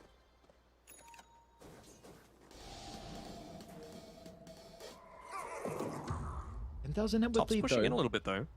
Yeah, they're going to be forced to go back. Dire's Bob, top barracks are under attack. what's the call here for the Shadow Fiend? Does he reveal his position? Maybe looks to clear the wave and get out? His head's into the They moment. should know doesn't he's see there. T1 Yeah, on the they're map. pinging out. They saw it on the creeps, the presence of the Dark Lord aura, so they know that Shadow Fiend's waiting there. Biding his time, hoping that someone comes out solo. Of course, Thompson would be the dream, considering he doesn't have buyback, about 800 gold away. Instead, Bob just shoves out the lane. He's going into the Satanic next, which I understand. Like, previously when he's popped the Requiem and he's tried to stand and man fight, it hasn't been all that successful. I just think it's going to be the Chen creep, sorry, the Enchantress creep that ends up scouting out Roche first. And this is with Execration standing completely around it. So they're going to have all information of exactly where Execration are looking to play. They've got the vision for this. Does Palos have a TP? Not for 19 seconds, so he needs to start booking it up towards the Roche pit. Ana's going to have an MKB for this next team fight as well, which is incredibly important to deal with this evasion from the Shadow Fiend.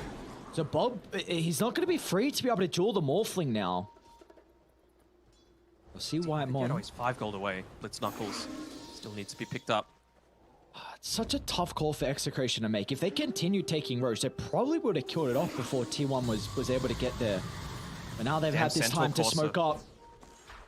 I mean, they want to pick off Palos. He is the one that needs to be going down. Well worth popping Shanks BKBs instead. for.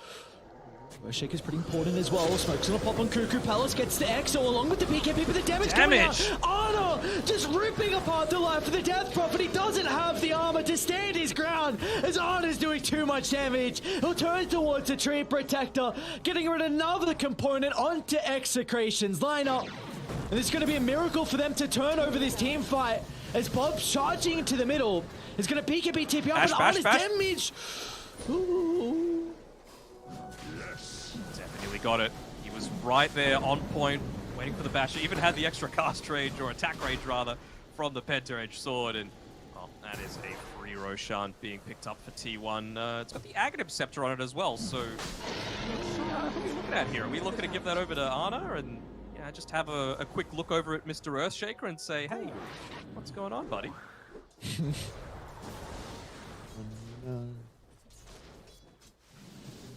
Alright, we got Ages on Ana, Scepter on the Morphling, like you said, and Cheese on Thompson as well. So another defensive toolkit. They are eyeing up Thompson down bottom. He's got the detection coming out. Bob's going to try and backstab the Pugna. A very awkward position from Thompson to play, and we'll see what he's going to be able to do 1v2. They're able to deal with the Decrep, Requiem out, and a big kill for them to find. But that is Shapeshift along with Requiem forced, and this might free up the siege now for T1. There's not going to be Jump a pesky in, Netherlord there either. Oh, he doesn't get the toss back. Palos just to the south side. He's going to be okay for the moment. Doesn't want to pop the BKB. Great nerves are still here from Palos to hold that magic immunity. Doing a good job to push out this bottom side as well. Forcing T1 to potentially make a rotation back, stop their aggression, not get the absolute most out of the Aegis. They still do get the level 25 though on Ana's Morphling, and yeah, they are forced back. Losing a tier 3 tower in the process as well, so Execration, for the 16k that they're behind, they're still doing a pretty decent job of being able to draw this one out and play around the strengths they have, which is all of these big teamfight ultimates.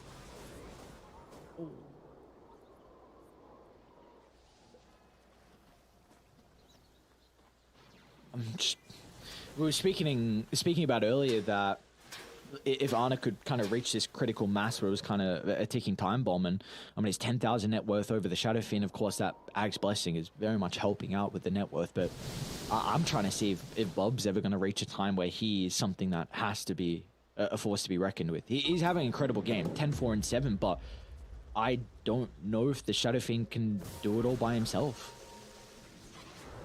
I mean, just having a look at some of the neutral items that they've got as well, do they help at all? Not really, to be honest. I mean, again, no targeted items either, so you're not going to be able to easily get through that nullifier. They had to do it previously with what did actually pop the Lincolns last time? I guess it was the nullifier, and they were still able to kill him on Thompson.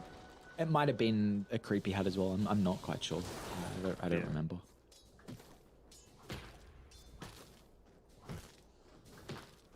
We'll see. Networth leads holding out for the moment. This Aegis Execration are doing a very good job at splitting up the side lanes. They only have to wait another 2 minutes until that Aegis is going to expire, and Even threatening Thompson up top. Considering about maybe making a play, but just happy with keeping the lane shoved out. Plus 250 for Thompson, easy money. That range racks is starting to take a little bit of harassment. I kind of want to see, of course it's important for him to hold buyback on Tino, and well, bottom lane is actually starting to get shoved in. Just under 2 minutes left on this Aegis. You've got double siege creep wave protected by the pipe aura. To try and siege into this. Someone needs to TP back. I don't think you can push this back just with Bob and Palos on their own. Oh no! Might lose the first life with the fear. Ooh, very close. Tino's still up here. They're really trying to bait out a move from Topson to come down to this bottom side. Well, pops the Satanic, back at full HP. Another creep wave coming through. Power slowly getting healed up. Will it be enough? Palos. He's got a waveform in. Minute left on the Aegis. They'll get the tier 3 tower, and looks like they're going to look to reset after that for tier 1. Next creep wave coming in shortly. They've got mid pushed in as well. Someone on Execration will be forced to try and deal with the mid lane. Maybe when Bob reveals his moment where they feel like they can push on forward. I mean, for everything that's happening, they haven't actually lost much on Execration's side. 40 seconds left on that Aegis. They commit the Echo for it. Maybe it's going to be the Requiem forward with the respawn. Bob needs to be perfect with the timing, and it looks like he is, but the damage, it's not coming fast enough. Ana pops the BKB and just turns it around. They never stood a chance into the Morphling, but maybe off the back of the buyback, T1 need to respect this. As Vincenzo, though, he doesn't have the overgrowth to work with. It's going to be off the back of Palos, just running into the middle. They're going to be cautious, though. Inside the base, waveform in, Shanks with the pushback, but the damage isn't there. Ana's gonna be okay, steps outside the base. They are getting ratted though, T1 need to address this. Tino's going for tier 4s. They hold him back, that's the question. You want to try and call the catch to them the on the vision once retreat? again. Beautiful force. Just solo, Zephyr's able to hold them back. Costs him a buyback, but I think you're going to be very happy of Tino. Be a little bit careful here. Pops the shapeshift just to be able to try and run, connect onto a few waves and assist with the push on forward. He's just trying to take another tier 3 solo, and it'll be successful. Ooh, this is a scary TP. That's a long TP. 6 seconds up towards the top side, and he's successful. Easy bounty ring. Yeah, he's going into the Desolator eventually as well. Really just realizing that, well, full Rat Dota is the way that we're going to win this game. The buybacks hurt a lot on Shadow Fiend as well as the DP though. Like, just to not have that backup. Also, oh, he actually finished up the Satanic off the back of that that previous fight as well. So I was kind of expecting Bob to still be a bit short. He needs that level 25. Just that Shadow Ray raise to apply the attack damage could be absolutely enormous for them to be able to turn this one around. I wonder what the call is going to be now for Execration. Because you have really opened up a possibility for you to look to just completely avoid team fights and just go for the rat and look to base race. You have this Lycan to be able to buff you up. The damage from the Exo, even the Shadow Fiend, you mentioned the level 15 talent, the presence or affects buildings. I think there is a real possibility for Execration just to say screw the team fights if they feel they're that far behind and just look to take another route in trying to rat instead. Still got such good team fight though. They might find Whitemon here, but you don't want to commit onto this with Bob's life. He is way too valuable, especially with no buyback available. They can get the break onto the Enchantress, though. They might be able to take her out really quickly. All right, that's a free kill. Can't stick around for too long, though. Get the jump in. He's going to pop PK and sleep, and now with the bashes, Bob's in trouble. He pulled back prior. You need to use everything to keep the Shadow Fiend alive, and they've got nothing in the tank. Bob goes down, dead for 2 minutes. This is the window now for T1 to close out this series. Shanks trying to do his best to keep the bottom side pushed in. I'm sure he's going to layer out a Fissure. A couple of extra usages of the Enchant Totem just to try and push this one away. Just the Havoc Hammer as well to try and clear that one out. I respect it. It's about the delay game coming through, but can you delay for 100 seconds? I don't think you can. Shapeshift? They might look for the Echo as well from Shanks. They're going to jump in, but the control's not there. Thompson steps out to the left, but still Tina with the damage. He might go for Cuckoo as well. Nullify is there. Cuckoo's going to pop a VKB. Not really holding for the moment. So Tino's just going to look to TP out instead, recognizing he can't continue the chase. And on the other side of the map, Palos popped an Exorcism as well. And Arna's in pursuit. Waveform's still on cooldown. And it looks like they're okay. Execration. They're doing an incredible job to stall. Shanks is nearly online to try and be a little bit more of that core as well. I feel like you get to the stage where you don't want to hold buyback on the Earthshaker. You've already used it on 2 cores. This next fight might very well be the last, as Shanks can't be giving up your life for free, though. Oh, Cuckoo. Just not quite there, but that's the Aghanim Scepter on Shanks. If he wants to buy it, he can't lose anyone. really Vincenzo, oh, he's got a buyback at least. It's an early glyph forced out as well. 30 seconds until the Shadow Fiend's back alive. T1 push incredibly fast, though. Stalling from Shanks. I mean, they're going for the T4s. Tino's in. Palos, you fought back as well. Palos is in trouble. Arna trying to lock onto his target. 1 tier 4 down, soon to the next. Dire, they're going to be able to siege much faster than Radiant. The Shadow Fiend won't even have a possibility of respawning, because look at the damage coming out from T1. It's going to be a miracle if they can hold it on Execration. And even though Shanks finds a double Echo Slam, it is not enough. As T1, with the debut of the new roster, they are able to take down Execration 2-0, and they will continue on in the upper bracket, moving on to at least the upper bracket semi-finals to face RSG. It was a bit of a scary moment there for sure for T1. You know, they had a really good start to the game. They knew that these team fights were eventually going to come online, but just a couple of instances of poor positioning coming through from Execration. You could tell they're a little bit disappointed with how that one turned out. They had the draft to be able to take the win. It was just a couple of times where, unfortunately, people caught off the mark. I like the adaptation, though, going for the full rat play on Tino. He did the best with what they had the capability to play with at that stage. 15k behind, you got to go for something different, because clearly up until that stage, what you'd been doing hadn't been working. So even though he was, I think, 4, 10, and 15 on Zephyr, I think he was the best player that game. Like, he enabled Cuckoo. He was very aggressive with a lot of these rotations. He picked off individual targets. His build going into that early basher netted them a couple of TP escapes that didn't actually end up popping off. And even just doing simple things like popping the sidekick onto Ana when he wants to dive into the middle of the team fight, when he's ready, when he's online, it just feels like the Marcy was the one to carry this game for them.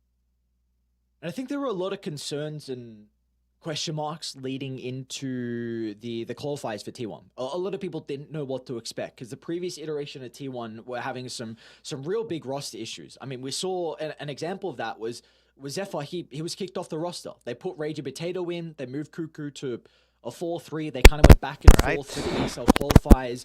Anyway, they were guys, having that some is it. really big issues, but the opportunity arose. We will for take a Arna. rest now. Thank you all to those who supported my live stream. To those who watched the stream.